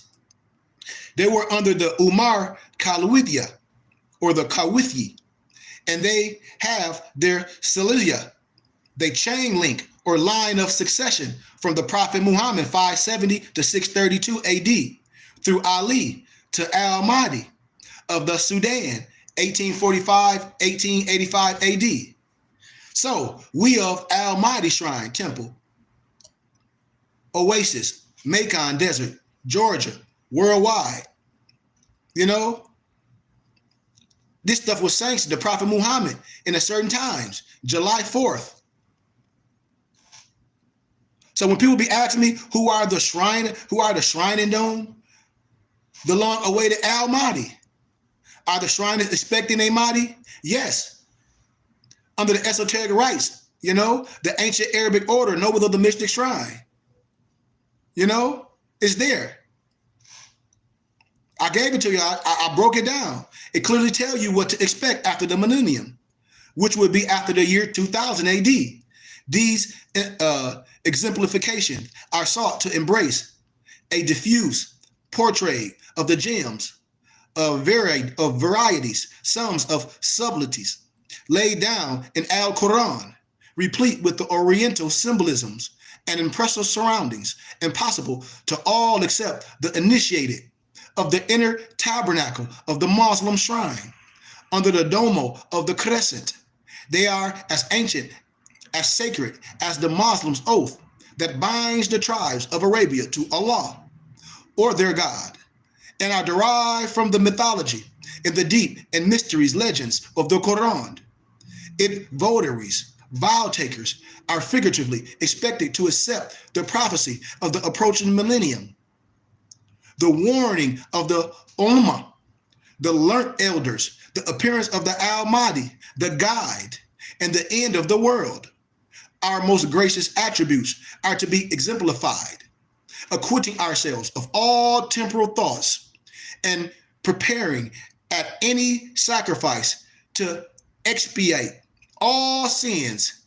We elucidate the embodiment and personification of the great Islam with paganists, with Zams, with defenders and Ritnium, followed by the wailing dervish with sandal feet, all aimed the sweet perfumes of Arabia's incense, from swinging censers and altars of sacrifice with accompanying fervent music, deep, sad, austere, and yet a weird and mystic melody.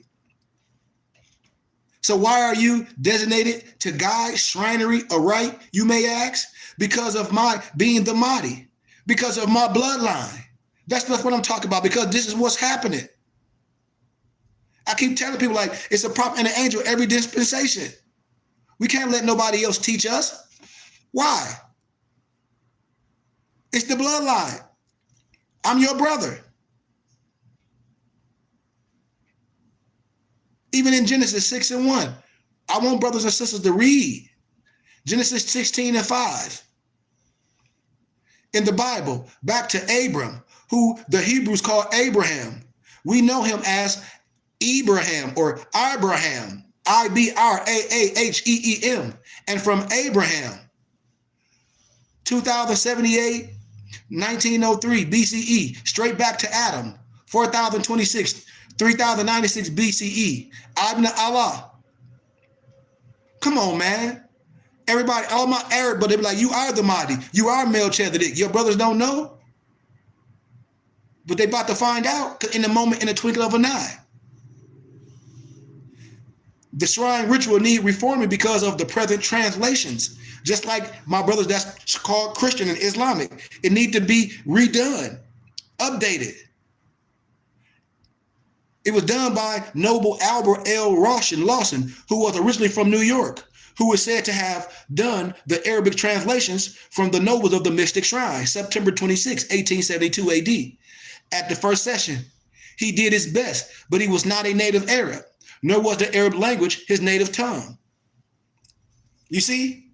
A lot of us speak English, but don't know that a lot of other languages was our native tongue. And when you start researching it and studying it, then you start fact checking people, and they have acquired your native tongue.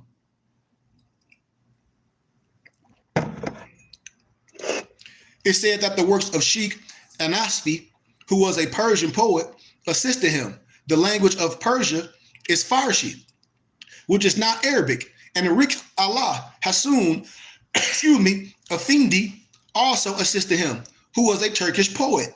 And Turkish is not Arabic. We keep sticking the fork in these people. They're just misquoting the text. An Italian by the name of Luigi or Luigi. You know, Mario Brothers, Luigi. I'm telling you, they make a mockery of everything. I'll start showing you.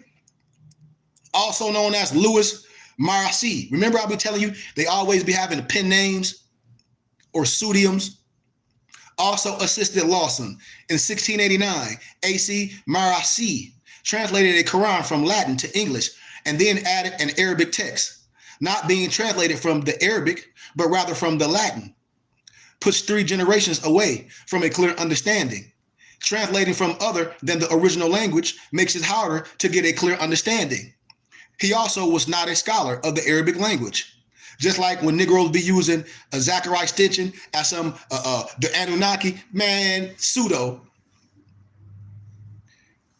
So he only made references from other translations. This, of course, for a quite confusion and misleading translation of the Quran. He himself was a Catholic by religion under Pope Innocent the 11th. Fact check me. We sticking a fork in these clowns. I keep telling y'all, these Islam, these people, these pale Arabs that be talking that stuff and all that, well, their whole world is run by the ones that they want to call this and that. Their whole world. Let them say something. All the stuff that they quoting is false. Let them say something. That's what they shit come from. Excuse my candor. From the Catholic region under Pope Innocent the 11th, and his work was dedicated to the Roman Emperor Leopold I. His commentary began with refutation of the Quran, which speaks for itself. Marassi's main objective was to discredit Islam in the eyes of Europe. I'm telling you, they be mad. I'll be waiting for them. I like, in love, and say, brother, come home. Stop painting your beard red. Stop painting your beard red. When I break down the Arabic slave trade and all that, then what? As you can see, not one of them was a native Arab or Arab. Mother tongue was Arabic. Any and all Arabs known you cannot, and I repeat, you cannot properly understand the Arabic language, and in particular, the Arabic Quran, without being a native of an Arabic-speaking country. And here are countries where the native language is Arabic: Syria, Libya, Iraq, Arabia, the Sudan, and the nearest to the perfect classical Arab spoken today is the Sudan. I'm telling you, I know what I'm saying. The Al-Muqarrun, the Shriners, have its roots in the original Syriac language. Just like the Christian Bible, just like the Islamic Bible. They know it. That's why they misquoting it, because they won't even do the work. They act like they think they know it, lying to you. Well, if the information you got that you promulgating is wrong, then that means what? You a fool too, fool. This ain't slander. This is just common mathematics. 1 + 1 is 2. Yeah. To get to Friday, you got to go to Thursday. Yeah. What you mad for? You see? They had rigid training, discipline, and ritualistic initiations that made them worthy to become defenders. They were the pure Sufi who dressed in black and red because they were many great cities of trade to defend and protect, such as Baghdad in Iraq and Damascus in Syria. The shrine then spread to underground groups to protect great men from those who wished to take their thrones. The tribe in Syria that they initiated in the shrine during Muhammad's time was called Ghassan. They migrated from Arabia under Bilal, the Muazzin of Ethiopia, who launched from Halab or Aleppo, which means milk, which in Syria, where they claim his body is entombed. But in fact, he and his band of men snuck out by night for fear of assassination. As all of the other brothers of the sacred order feared for their lives, they crossed the burning sands on camel by night, following the great star, and on foot traveled westward to arrive in the city of what? Fez. You know, Fez, Morocco, for they were no longer allowed to visit the city of Becca, aka Mecca, which had fallen under Sunni rule by the first Sunni Khalifa, Abu Bakr, who was not blood related and not a Sayyid. See, y'all know I'm telling the truth. I start showing y'all documents and everything. The Shriners were pursued even into Fez when they dressed as Moroccans with the jalab, the Fez, and the Silham. They went into the desert outside of Fez amongst the tribesmen, the Moors, and even live and taught the Berbers, aka Amazigians, who spread the Shriner, and Agazimians is freemen. Amazighi is a free man, and they native, they the Berbers. I'm telling y'all, I'm connecting history. Who spread the Shrine Brotherhood, then called the Al-Ikhwani, the Al-Ikhwani, the Alikhwani, to Algiers and Algeria, Tunis, Libya, Egypt. I got a little bit more and we done. 5 more minutes. The spread of others. Remember Bilal, Ibn, Rahab, 551, 641 AD, began living amongst them, and many were initiated into the mystic shrine.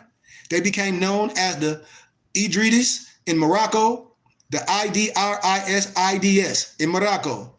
It also spread from Syria to Istanbul in Turkey. The Ali Bath originally moved up the Hijaz of Arabia down to Nubia in the Sudan.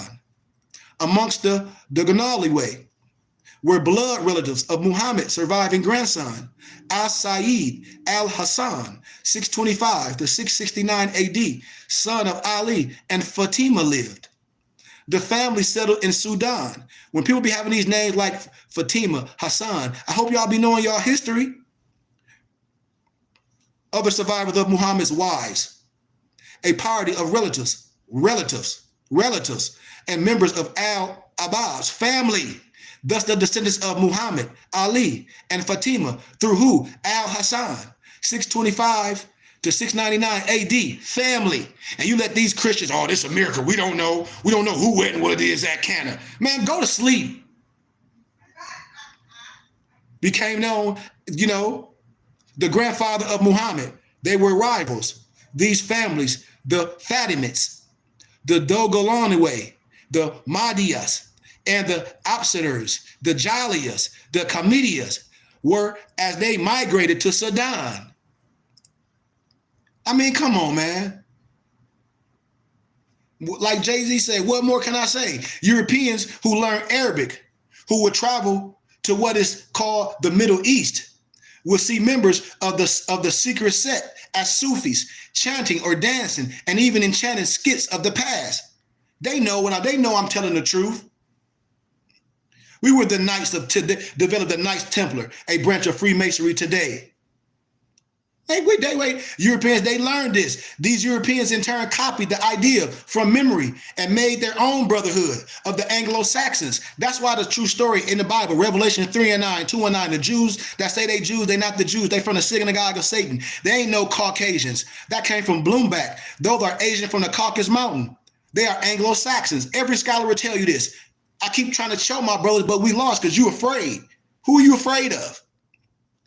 Who started out as poor pilgrims, which later developed into the Knights of Templars, a branch of Freemasonry today. They vowed to protect the pilgrims, who, like the Muslims, were trying to make pilgrimage to their holy city of Baca, as the Christian pilgrimage were making their way to their holy city, Jerusalem. It's a point to be made, what I'm saying. In the Euro Shriner Handbook called All Shriner Handbook, y'all know what I'm talking about, under the subtitle, Significance of the Fez. But see, I done broke down what the Fez really mean. That's why I be waiting for these Negro Masons to become, boy, you took an oath, you won't even wear the Fez. And you Eastern Star, that's our empresses, that's under the DAR, the Negro Mason and the Negro woman Mason, y'all both the same. So go to sleep too. Go to sleep. Stop lying. There ain't no European lying to you. The European that say they are son of Muslim, you taking the oath. You continue to lying to our people. You. Stop putting it on other people. They claim that the Crusaders interrupted the Muslims while on Hajj pilgrimage in the year 1096 AD, while others say it occurred in the year 644 AD. In the whole 1400 years of Islam, the Crusaders have never interrupted the Muslim rituals, nor have they ventured to Mecca. This date and event is another one of the many innocent mistakes that are being corrected. I'm telling you, and they can be mad all they want to, but we don't care. The Knights of Templar were established in 1118 AD by U.D. Paynes, Godfrey de Saint Aldemus, and 7 other men whose traditional dress was black. who fought against the Muslims during the Second Crusade.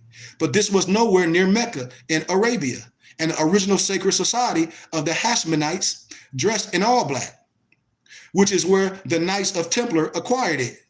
And the next step in advancement after the Knights of Templar is the shrine, the Mohammedan creed.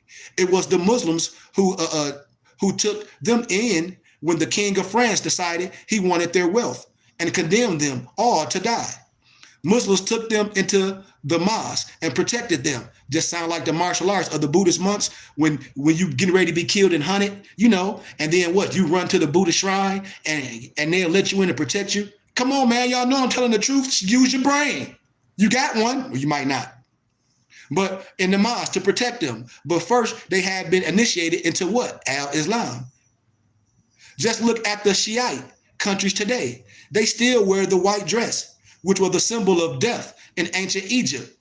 This is where all of these secret societies came from, while the Crusaders were known to wear a white tunic with a red cross. While in Jerusalem, the Muslims, some of the Knights of Templar, were able to obtain information about the secret societies and used it to further develop doctrines of their order, which then spread throughout Europe. Let them say something. By this time, Freemasonry had made its way through Europe and across the waters to the shores of America. Certain Euro and Negro Freemasons became bored with the rituals of Freemasonry that they created and were looking for another fraternal brotherhood. I'm telling you. Founders of these Euro shrineries were William J. Florence, Dr. Walter Flemings, with the help of Albert L. Lawson, all these Europeans. William J. Florence, the actor, while on tour to the Near East in 1870, met the Sultan in Cairo, Egypt, who was Ismail bin Ibrahim Pasha from 1798 AD through 1805 AD. Egypt had been under French and British rule, and during that time, these British and French set up Masonic lodges in Cairo, Egypt from 1805 AD. The rivalry between the French and the British ended up with the British winning, ruling in 1882 AD. This was also called the Turk-Egyptian period, which the Turks, who called themselves Egyptians. The ruler of Egypt was Turkish, not an original Egyptian. The original Egyptians were Negroes called Nubians. The Shriners then were set up under Al-Mufti Mahdi Bey, the governor of the Berbers, since 1882 AD. He was of Kurdish origin. Al-Mufti Mahdi Bey was under the Grand Sheikh named Abdul al-Qadir Wad al-Sa'an. The order moved into Sudan, where they encountered the real Shriners called the Kalwithia order, which was established in the 14th century and reactivated by Al-Mahdi Muhammad Al-Mahdi, 1845-1885 AD in the 18th century, as Al-Khalasina and Surla, or the Al-Kawithia order of the Sufi. The Turkish initiates called it the Halvati order, the Halvati order, a mispronunciation of the Kalwitiyya, the Khalwatiyya, and they add Bey to their names. It also spread to Algiers when missionaries were sent to propagate its teachings in Africa. Yep. One of these, As-Samani, 1775 AD, established a new suborder, which was brought back to Sudan about 1800 AD by a Sudanese, Ahmad At-Tiyab al-Bashir, who had been initiated in Medina, Saudi Arabia, in the Ali Temple. Another religious teacher whose followers were to have great influence in the Sudan was Ahmed ibn Idris al-Fasi, who originated from the Fez, Morocco, as the original Moors. They issued charters to the Europeans to enact the rites and rituals of the order called the Ancient Arabic of the Order of the Mystic Shrine. I told y'all, all European Masons, they're going to tell you that they are son of a Muslim, but these Negro Masons sit their stupid ass up here and talk about they a widow's son. Are you retarded? Absolutely. The joke of Masonry is not the European, it's the Negro. I hope y'all understand. I hope y'all catching what I'm saying. I'm almost done. This was to imply that they belonged to the ancient order of Moors from Fez. That's why the Europeans say he's the son of a Muslim. Ding, ding. Their degrees were given in Arabic only, but the European Shriner could not translate them properly. The Sultan, who was head of the society after which the shrine was patterned, was intrigued by William J. Florence's wit and charmed and had him inducted into the order. Y'all know I'm telling the truth. I can go on and on, but I want to stop right there, man. Dope. I hope y'all had a nice illumination. You know, I can go deeper with it, but all Freemasons did not receive the new Freemasonic fraternity of Shrine. They don't know. And a lot of our brothers don't know, you know. Ancient Tamari, Egypt, is the original and true home of Freemasonry, where Cush, the father of the great master builder, Nimrod, and then Christians are trying to act like Nimrod did something bad, but you lying too. Everything about you, you want to make evil. And Negroes promulgate that stupid stuff. Nimrod's seed was from Genesis 10 and 8. What many people are unaware of is the fact that the first Freemason was Nimrod, because it was his Tower of Babel. It was his Tower of Babel that got the attention of the Lord, Yahweh, in the Bible, to a point where he had to come down to see what was happening with the structure of the building of the Egyptian architect. Now, the Lord of the Holy Bible was so angered by what he saw, that's what the stories say, that he held the tower destroyed and the language of the people confused so that they would not be able to understand one another, which would disunify the people, thus preventing them from using the same information to rebuild this great structure again. Genesis 11 and 7. I'm telling you, man, I'm sticking a fork in all the dummies. The secrets have been kept sacred from time until right now. Right now, I'm removing it. And then it can come with more. I'll remove all the veil. Only those who have been tried, proven, and found worthy are passing to these secrets by way of mouth to ear. That's how I got it. I told you the wisdom from mouth to ear. And I got the manuscripts. The original brotherhood of this masonry was formed. Nimrod, the first master mason in your Bible. Then you got Haram Abiff, you know? So I hope y'all understand what I'm saying. These, no disrespect to all my European Masons and my European Rosicrucians, but I ain't snowman wisdom. Point blank. Snowman wisdom. All of them. Snowman wisdom. And any ancient Freemason know. You can't fool a real Shriner. You know? You know? I told you, it was originally started in Arabia by the great-grandfather of Asiyad. I told y'all that already. What does the word noble mean? People was asking me. When you look up the etymological dictionary, it comes from nobilis, G-N-O-B-I-L-I-S, which literally means knowable.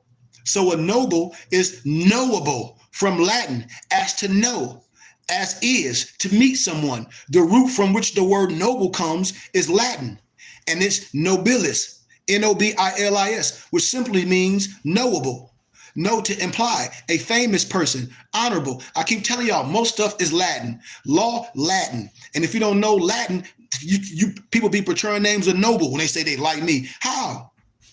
You ain't the most high. Yeah, I ain't say you went high, but it's the most high. You're dealing with the pantheon. The Arabic rendition, sharif, comes from the root verb sharaf, S-H-A-R-A-F-A, to know about. It as a noun becomes sharafat, to be highborn, hybrid, noble, illustrious, eminent, distinguished, honorable, one well known and popular. From this definition, you can see why the word sharif is sometimes translated as noble. And when again, it actually means honorable.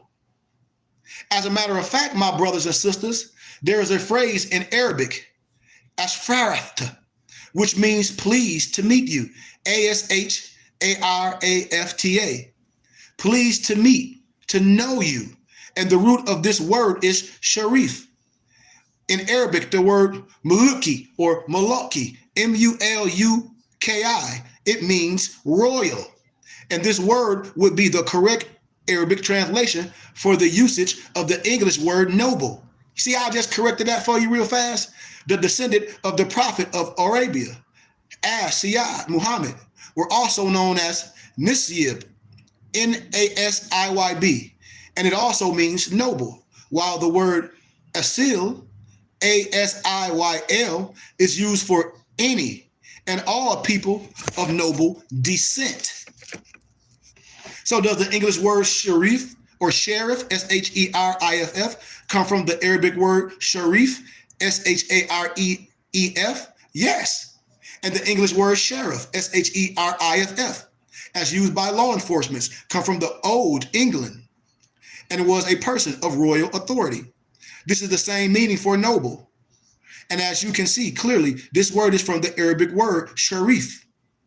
They will tell you the word came from two words, one being shir, an office, and the other reeve, king's office. Put together, however, both words shir and reeve still pertain to a rank, which coincides with one's meaning for the title sharif, and was grafted over into the English language, as well as so many other words of the English language.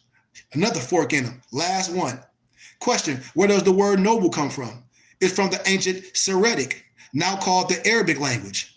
And those that spoke it were original Arab Negro Shriners, the Hashmonites, the Hashmonites, Hashimites, the Budian desert wanderers, the tent dwellers of the hot desert sands, the ancient nomadic tribes. They wandered the eastlands of the Samaria to America and were known by many names, such as the wanderers, in which it was the Arabic word Arab means, or Arap. Other meanings of Arab is to move swiftly. Just like what more mean, all I got to do with moving and doing something. Move about with haste and to roam. There were also the dark-skinned, woolly-haired people called Moors from Fez, Morocco, Al-Maghrib, the West, also called the tribe of Kedar. You know, in your Bible, I am dark and comely from the tribe of Kedar. You don't know how to read? It's in your biblical scripture. It is, I know. Genesis 25:13. By others, and the Afar, the Dongola, and the Nubians. They were also known as Sharif, honorables, from where you get Sharif, honorable. Although, as you have already read, I've already break down, Sheriff, Shareef, is often used for the English word noble. And is the tribe of Hashim mentioned in the Noble's Quran?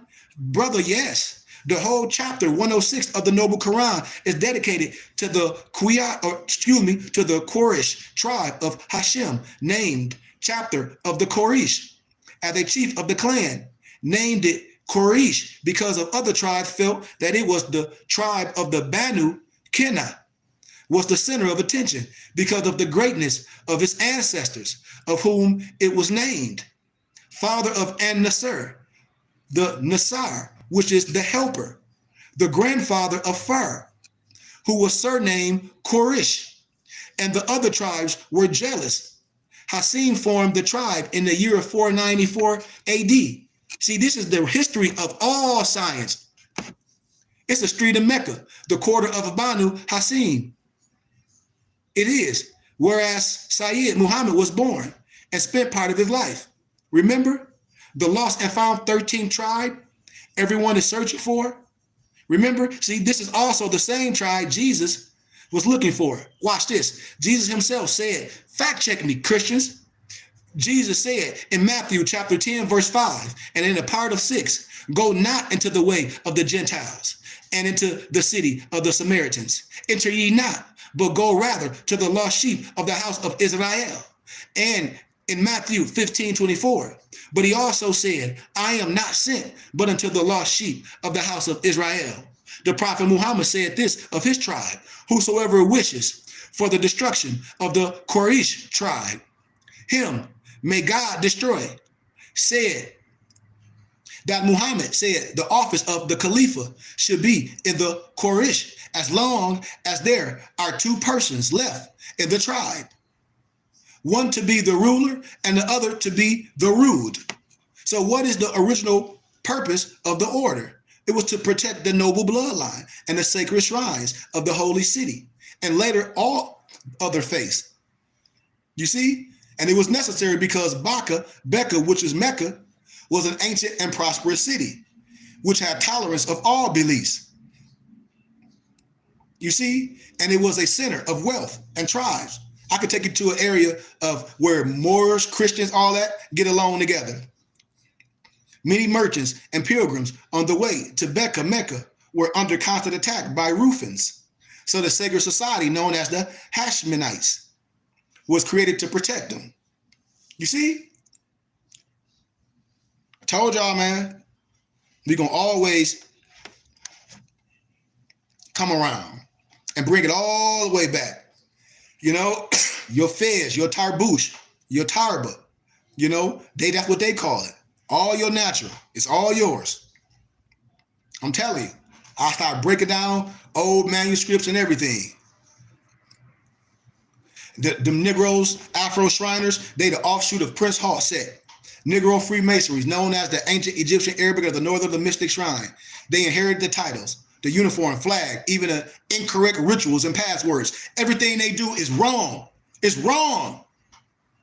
They were void of the true history of their blood descendants throughout time, from the ancient Egyptians through the Hebrews, the Chaldeans, the Sumerians, on down through the Arabs to the great Moors that civilized all of Europe, and the Egyptians responsible for educating the entire world. That's why you will see these Negroes, they might be some Prince Hall Negro Masons, and they'll be a Greek fraternity at the same time, because I done seen them. You a Greek fraternity and a Freemason? Boy, you got, how many lumps do you want? Oh, about 3 or 4. How many, you double retired on fire though. You were the Greek fraternity and I'm a Prince Hall Mason. How many lumps do you want? Point blank. Point blank. Any questions? Anybody that Mahmoud, do y'all got any questions? Because I can go on and on for days, especially to my so-called Mason brothers. And you're going to have to sit on your hands. Any questions? Anybody got anything? If not, we about to wrap this bad boy up and we out of here. They don't even know what the word Quran means. It's from the Hebrew word kara, Q-A-R-A, to read. That's what it means. Exodus 24:7. Later adopted in the Quraysh dialect called Arabic as karara, retaining the same meaning, to read. The same word is also found in the book of Isaiah, chapter 29, verse 11 and 12, where it gives the same story of Sayyid Muhammad being one who is not learned. And it reads, just like the book I told you, the closed book of the Mormon that's in the Bible, these Negroes that's what they telling y'all, beware of these people that's misquoting it. And the version of all is become unto you as the words of a book that is sealed. Remember that? I gave you that in Isaiah, the sealed book, which men delivered. Here you go. To one hand is learned, saying, read this, I pray thee. And he said, I cannot, for it is sealed, and the book is delivered to him. See, same thing at the Islamic story. It's talk about the sealed book of the Mormon. I'm telling y'all, we sticking a fork in all of them. We done stuck a fork in their neck, in their eye, in their chest, buried his lies. I told you, and the book is delivered to him that is not learned, saying, read this, I pray thee. And he said, I am not learned. The Nobles Quran 7:157 speaks of Muhammad not being able to read or being unlearned, because he was under what? Catechism. Khadijah and Raragraw. He couldn't read a damn thing. Retardo fardo, like a lot of these Negroes are. As the well-known history of Islam claims that when an angel Gabriel asked Muhammad to read, his answer was, I am not a reader. I know that. You see? Stuck a fork in them. Keep sticking a fork in these retardos. Here, let me tell you to read this, the morning prayer. I can't read, because who's the one that did the call of the prayer? A brother. Why? Because these idiots couldn't read. I'm telling y'all, stick a fork in them. And make note that the word for read in Hebrew is kara, to read, sharing the same root as the Arabic word Quran. So in fact, the word Quran, nobles, was borrowed from Hebrew. As Sayyid Muhammad was told to do what? Read by the angel Gabriel. Gabriel said, oh, you think read. Negro, you can't even read. You got this paper in your arm. You a court jester. Go get Sheik Khari Goodman Bay. You playing. You don't want to be under the order. Here go the Most High, and you don't want to be under the Most High. You playing. Remember Gabriel in the 96th chapter of the Noble Quran? Come on, y'all. I asked them, where did the language Arabic come from? They don't know. Okay, well, let me give you a little bit more. Arab, meaning a wanderer. That's what it all you are, a wanderer. A Buian or a Bedouin.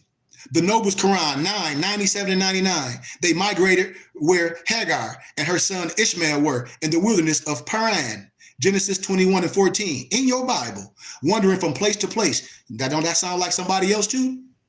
As Arabs, and the language they spoke was a mixture of Egyptian and Ashuric. Don't that sound like another people too with that Yiddish? Yiddish ain't no ancient language. Yiddish is BS, later called Syriac. So Arabic is Egyptian from Hagar and Chaldean from Abraham, which is Syrian.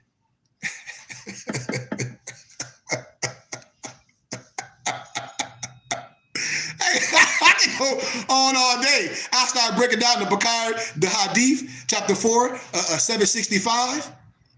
When the prophet prostrated, he used to keep his arms so widely apart that we used to see his armpits.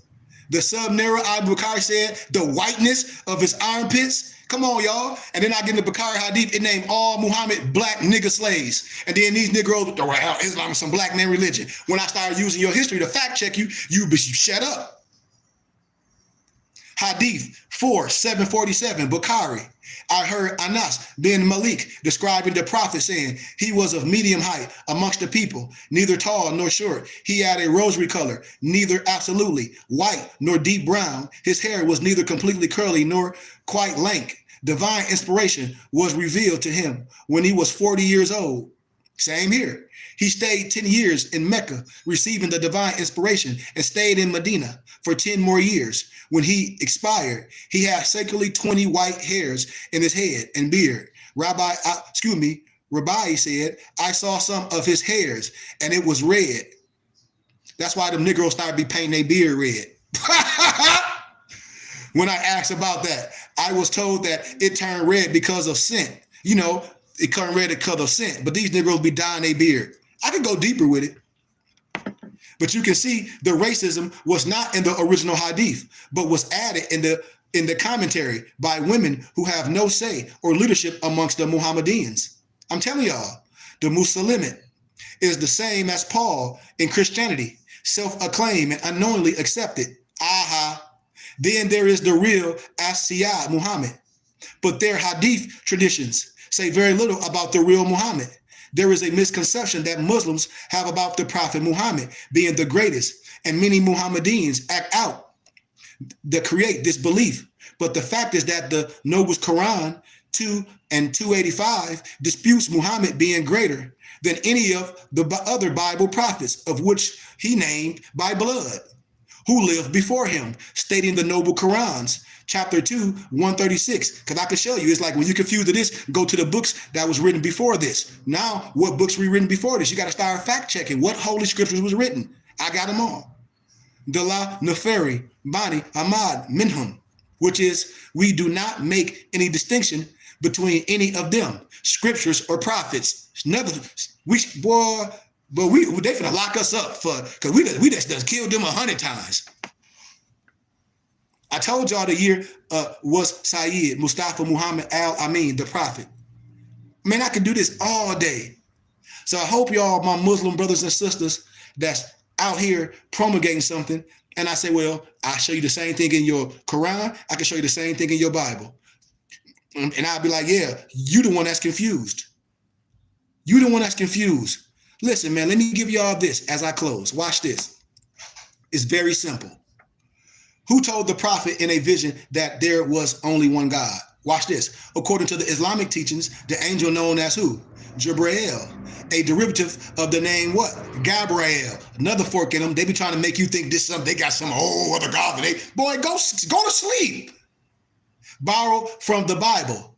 First appeared to Muhammad in the cave of Hira in the year 610 AD, 3 miles down from Mecca, referred to the holy tablets that I'll break down later, and declared the declaration of the Torah, telling him to simply Ara, which is read.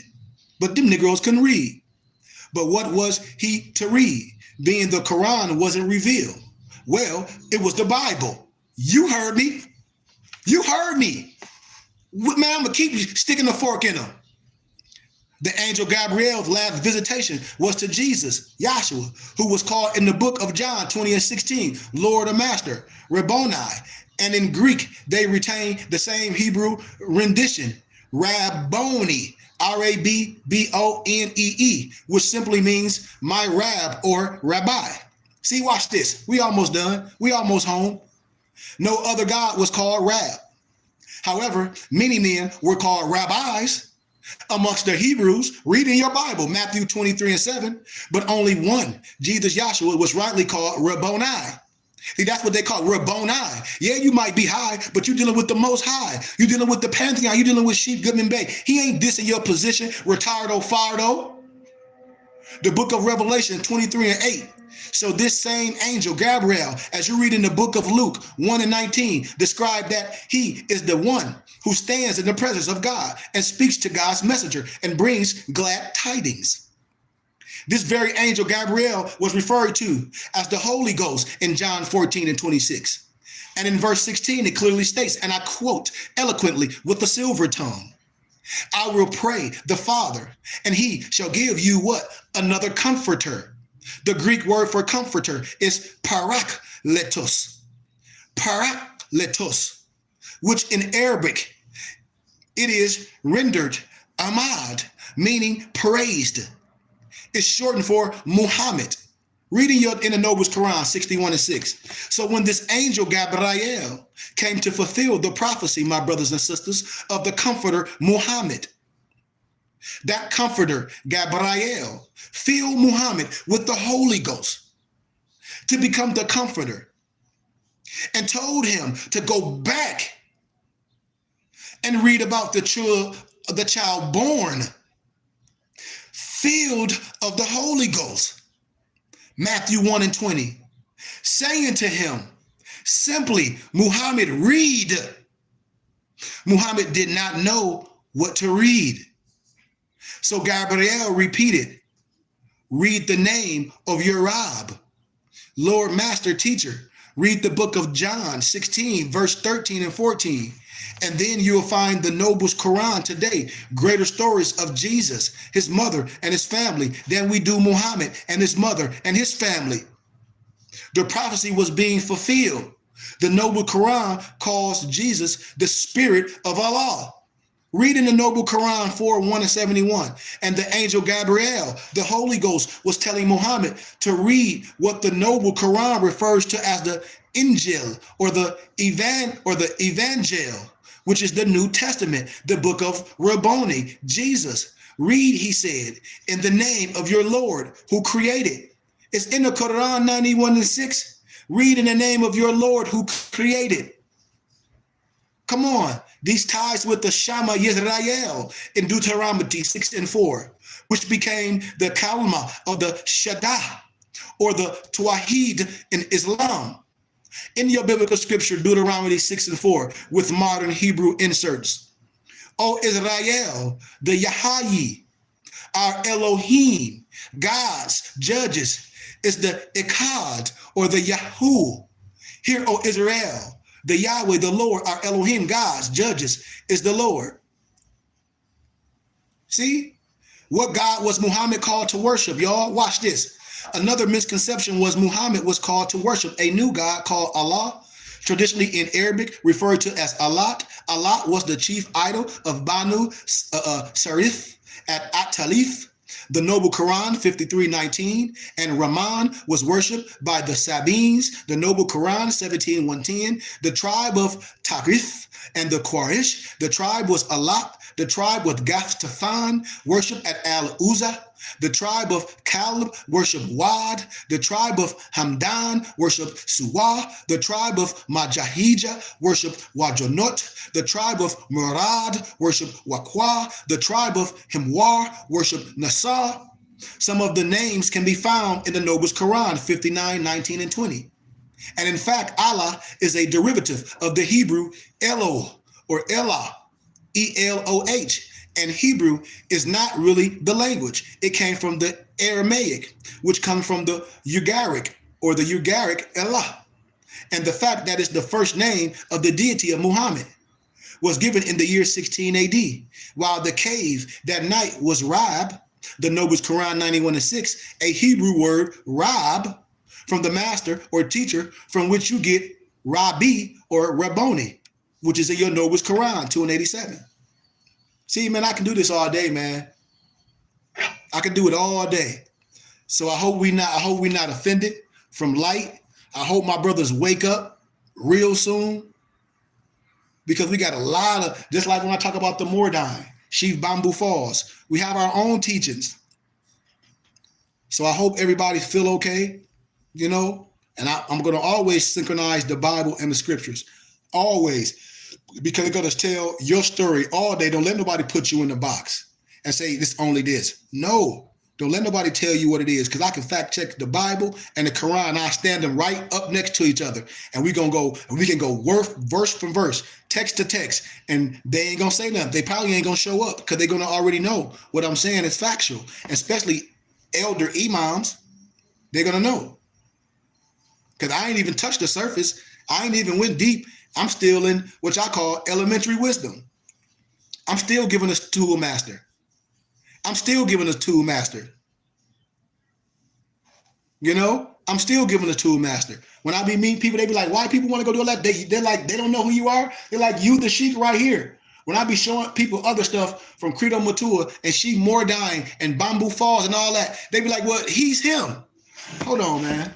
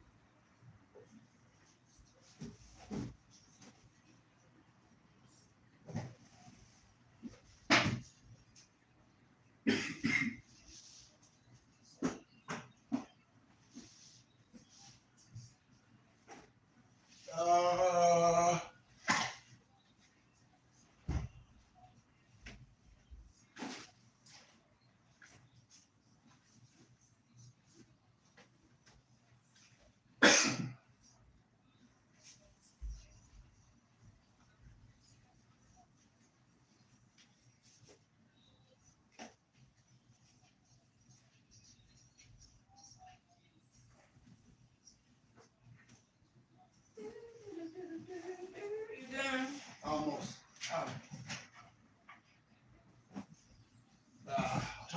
I was trying to find something, but I can't find it. Oh well. But that'll be it, man. I'm out here. I can't find it, but I'll showed it. I'll probably show it another date. I've been going for 2 hours. But I hope people tap in, man. I'm right here in the flesh. I'm right here. And that's what I be telling people. All the Sufi, all anything, all the Masonic teachers, all the Kemetic teachers, all the ancient Egyptian manuscripts is right here. We can sit and go scripture for scripture, manuscript for manuscript, which most people don't have. And I'll be able to rest my case and it will be no rebuttal. So why the brothers not coming in? Why brothers not coming in? Why brothers jump on my and pay and they got all this money? Why they don't come in and pay homage? For we can have our grand temple in the flesh. For all the brothers can be coming to the temple. For I can anoint everybody with the degrees of wisdom. That's what this got to be. Brother got to support this. We giving our money away to Uncle Sam, y'all. Islam. Come on, man. We right here. And we've been telling people we've been here forever. I know brothers follow my personal page. I tell people to subscribe to our Temple and School YouTube page. Burning Bush Tabernacle Science Temple and School. Hit me up. People be saying they don't know how to donate. Go on our Temple and School page. Donate. Get some literature. Support us. If you're more, get a fez for me, get a turban, support something, do some business, get a kufi, do something. Brothers don't do no business with us. How are we gonna spread this? How are you gonna be identified? Especially when brothers say, oh, they was initiated, and I'm not saying nobody, because Brother Ron was like, he Islam Sheikh, I took bayat with Sheikh Adu Bamba, which is great. And then I'll be telling people, I say, okay, well, if that's the case, I'm here now. And so what are we doing now? Ain't nobody took nothing with me, ain't nobody learned nothing. Like doing rituals really mean nothing. When we start dealing with the science, when we start looking at our community, ritualistic things are outside things. But what do we know? Like, yes, I can take you through this, like in more science, more to be like, oh, I went through the adapt chamber with a phone call with a Negro for a couple hours, but your life still is in shambles. Your wife on welfare. The kids don't know nothing. And you talk about the public schools. We ain't supporting nothing. And right now, Negroes talk about a tax return from Uncle Sam. And they ain't supporting their religious and charitable contribution of their choice. And people call me they Sheik. And they say they the Jewish and they this and they the original Jews. Well, none of these Negroes do nothing Jewish. My European Jews, they don't even blog on here. They say you Melchizedek. That's why I told y'all, they be like, why are you still doing this? Shut this stuff down and let's come teach us and our kids.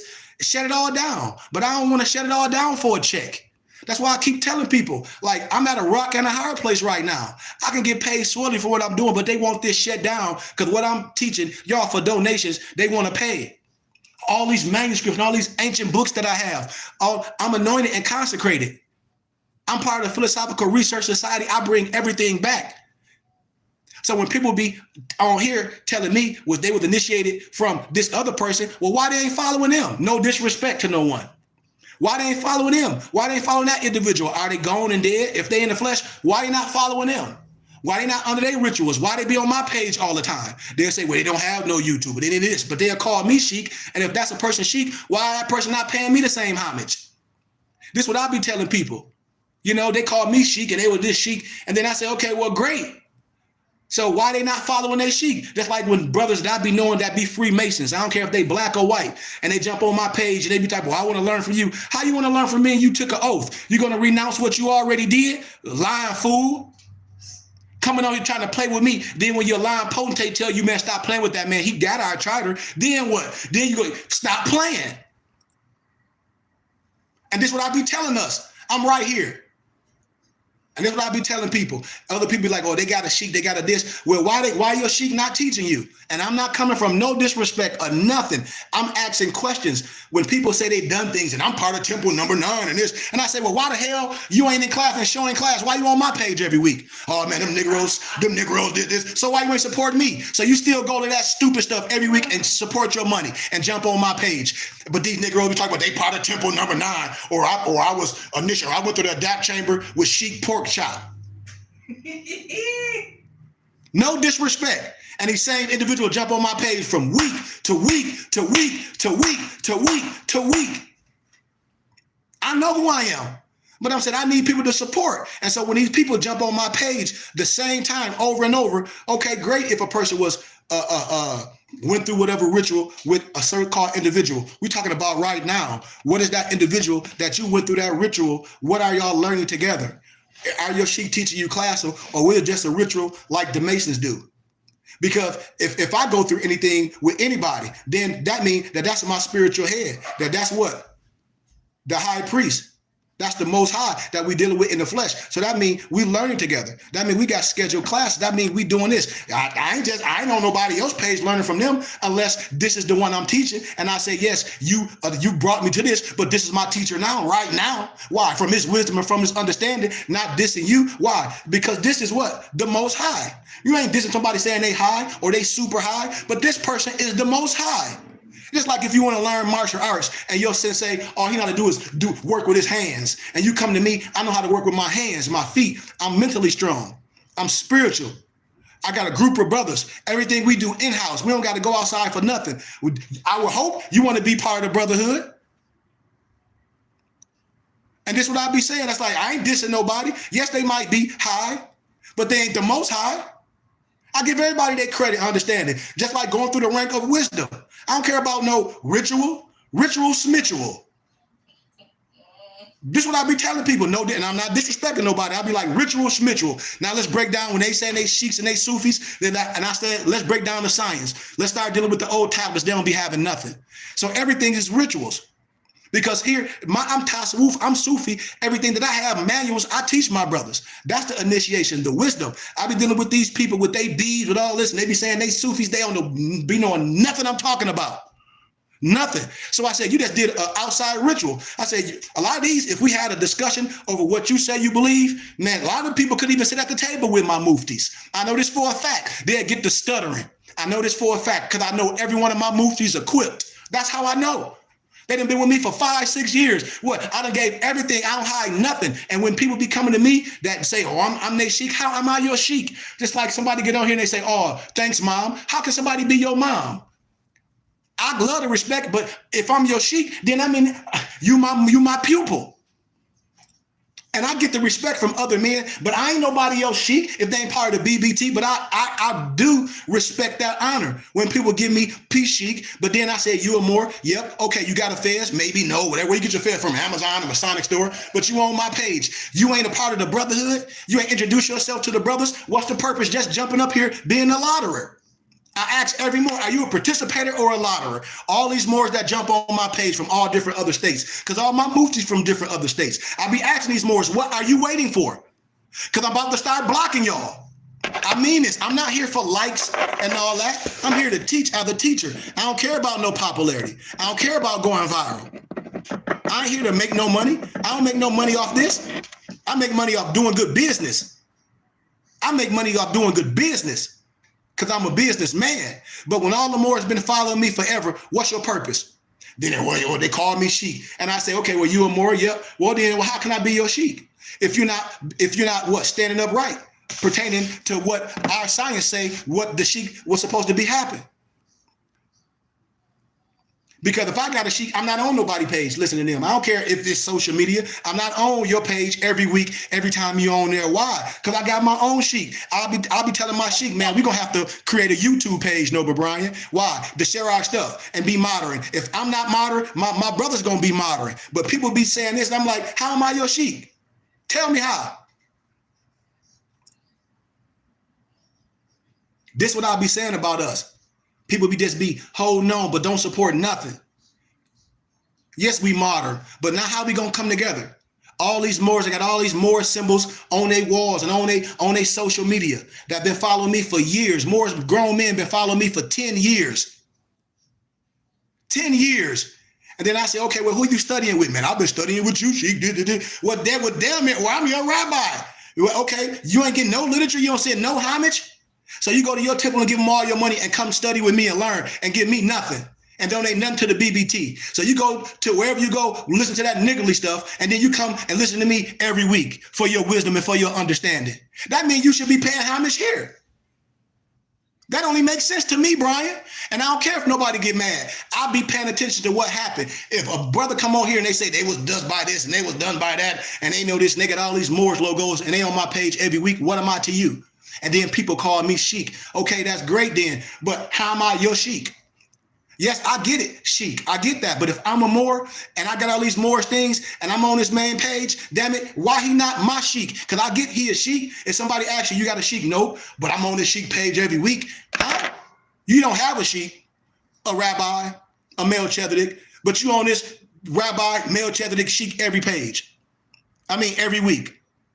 Do you give homage? Do you got the sheik literature? Because the sheik wrote about 20 books about the science, about the fairs, and about what he believed, and about the al-salah, about the all the science, you know, the mystic shrine, all that. He got. Do you have his manuscripts? No. Well, what are you talking about then? The sheik got his own own pages. You don't got to go to Amazon to get none of this stuff. He used his own money to create his own web pages. The sheik got his own page where you can get turbans and kufis and tunics and bonics. He got a company where you can get books, bindedbooks.com, mypdfbooks.com, that's book with the Z. But if you donate, the sheik will give you shit. He will give you stuff. If you donate, he'll give you things if you make a connection with him and talk to him. I love all y'all, man. Noble Brian, if you don't got any questions, give us our Moorish American prayer and our benediction and take us out, my brother.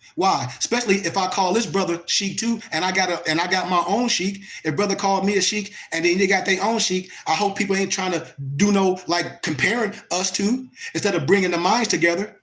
That's what I do with elders and things. We all come together and we build together. Like when you see John Henry Clark and Dr. Ben, when they was on Tony Brown journals, they went up there arguing. All them brothers in wisdom is coming from the perspective, showing you what it is from scholarship at the staff of what? High priests. But see, a lot of brothers be wanting to be the only one, you know, but then when the pantheon come, brothers be sneaking. Just like if you was in masonry and you got your potentate, and then you here with me and be like, well, I want to be part of your brotherhood, but you already got a potentate. You ain't denounced that. You already took an oath to that. Well, I want to learn with you because we ain't learned nothing there. Well, okay, well, come learn. But don't be after you over there chilling with them, looking at your wife like, I got to go run over there to learn. And then want to come back and take these lessons to there and try to whoop them with the lessons that you learn here. And then the person be like, man, where you learning this from? Now you causing conflict instead of introducing for the meaning of the mind, because it can be a tool that all your brothers can use. And this is what I be telling people. Oh, so if you got some good, you ain't going to equip all your brothers and even equip your sensei or your sheik, then you will see if that sensei understand the wisdom and understand that it can be greater wisdom and he can apply something. Then you will see where that sheik is at with that understanding and add value to being able to sit next to another great man, just as great as I per se. That's when you start seeing that. And that's when I be dealing with other people, that's students, when they say this is they sheik. But all my muftis are nobles, ministers. All my muftis are right there. I don't teach them to pray to me. I teach them that the God is in them and they got the same ability as I do. And they go out and minister just like I. Just like I.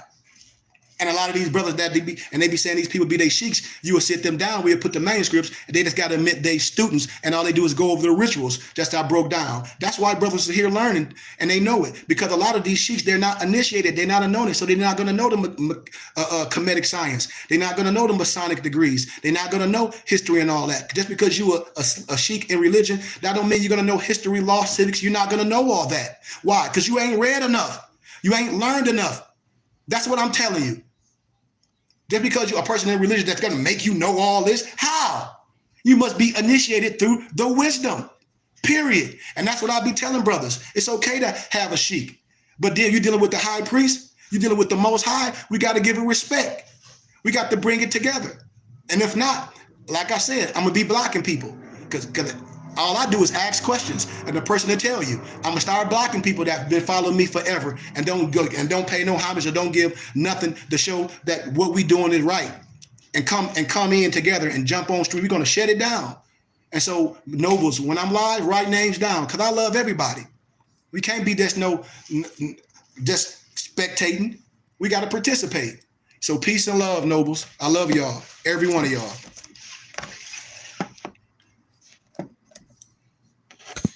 You want me to cut it off, D? Yeah, the stream ended. We done? We ended it. Yeah, we ended after we did the Morris American prayer. I ended and then hit the outro. Gratitude, brother. I love y'all, man. Peace and love. Love you too. Peace and love. Peace. We out of here, man. Peace and love to everybody.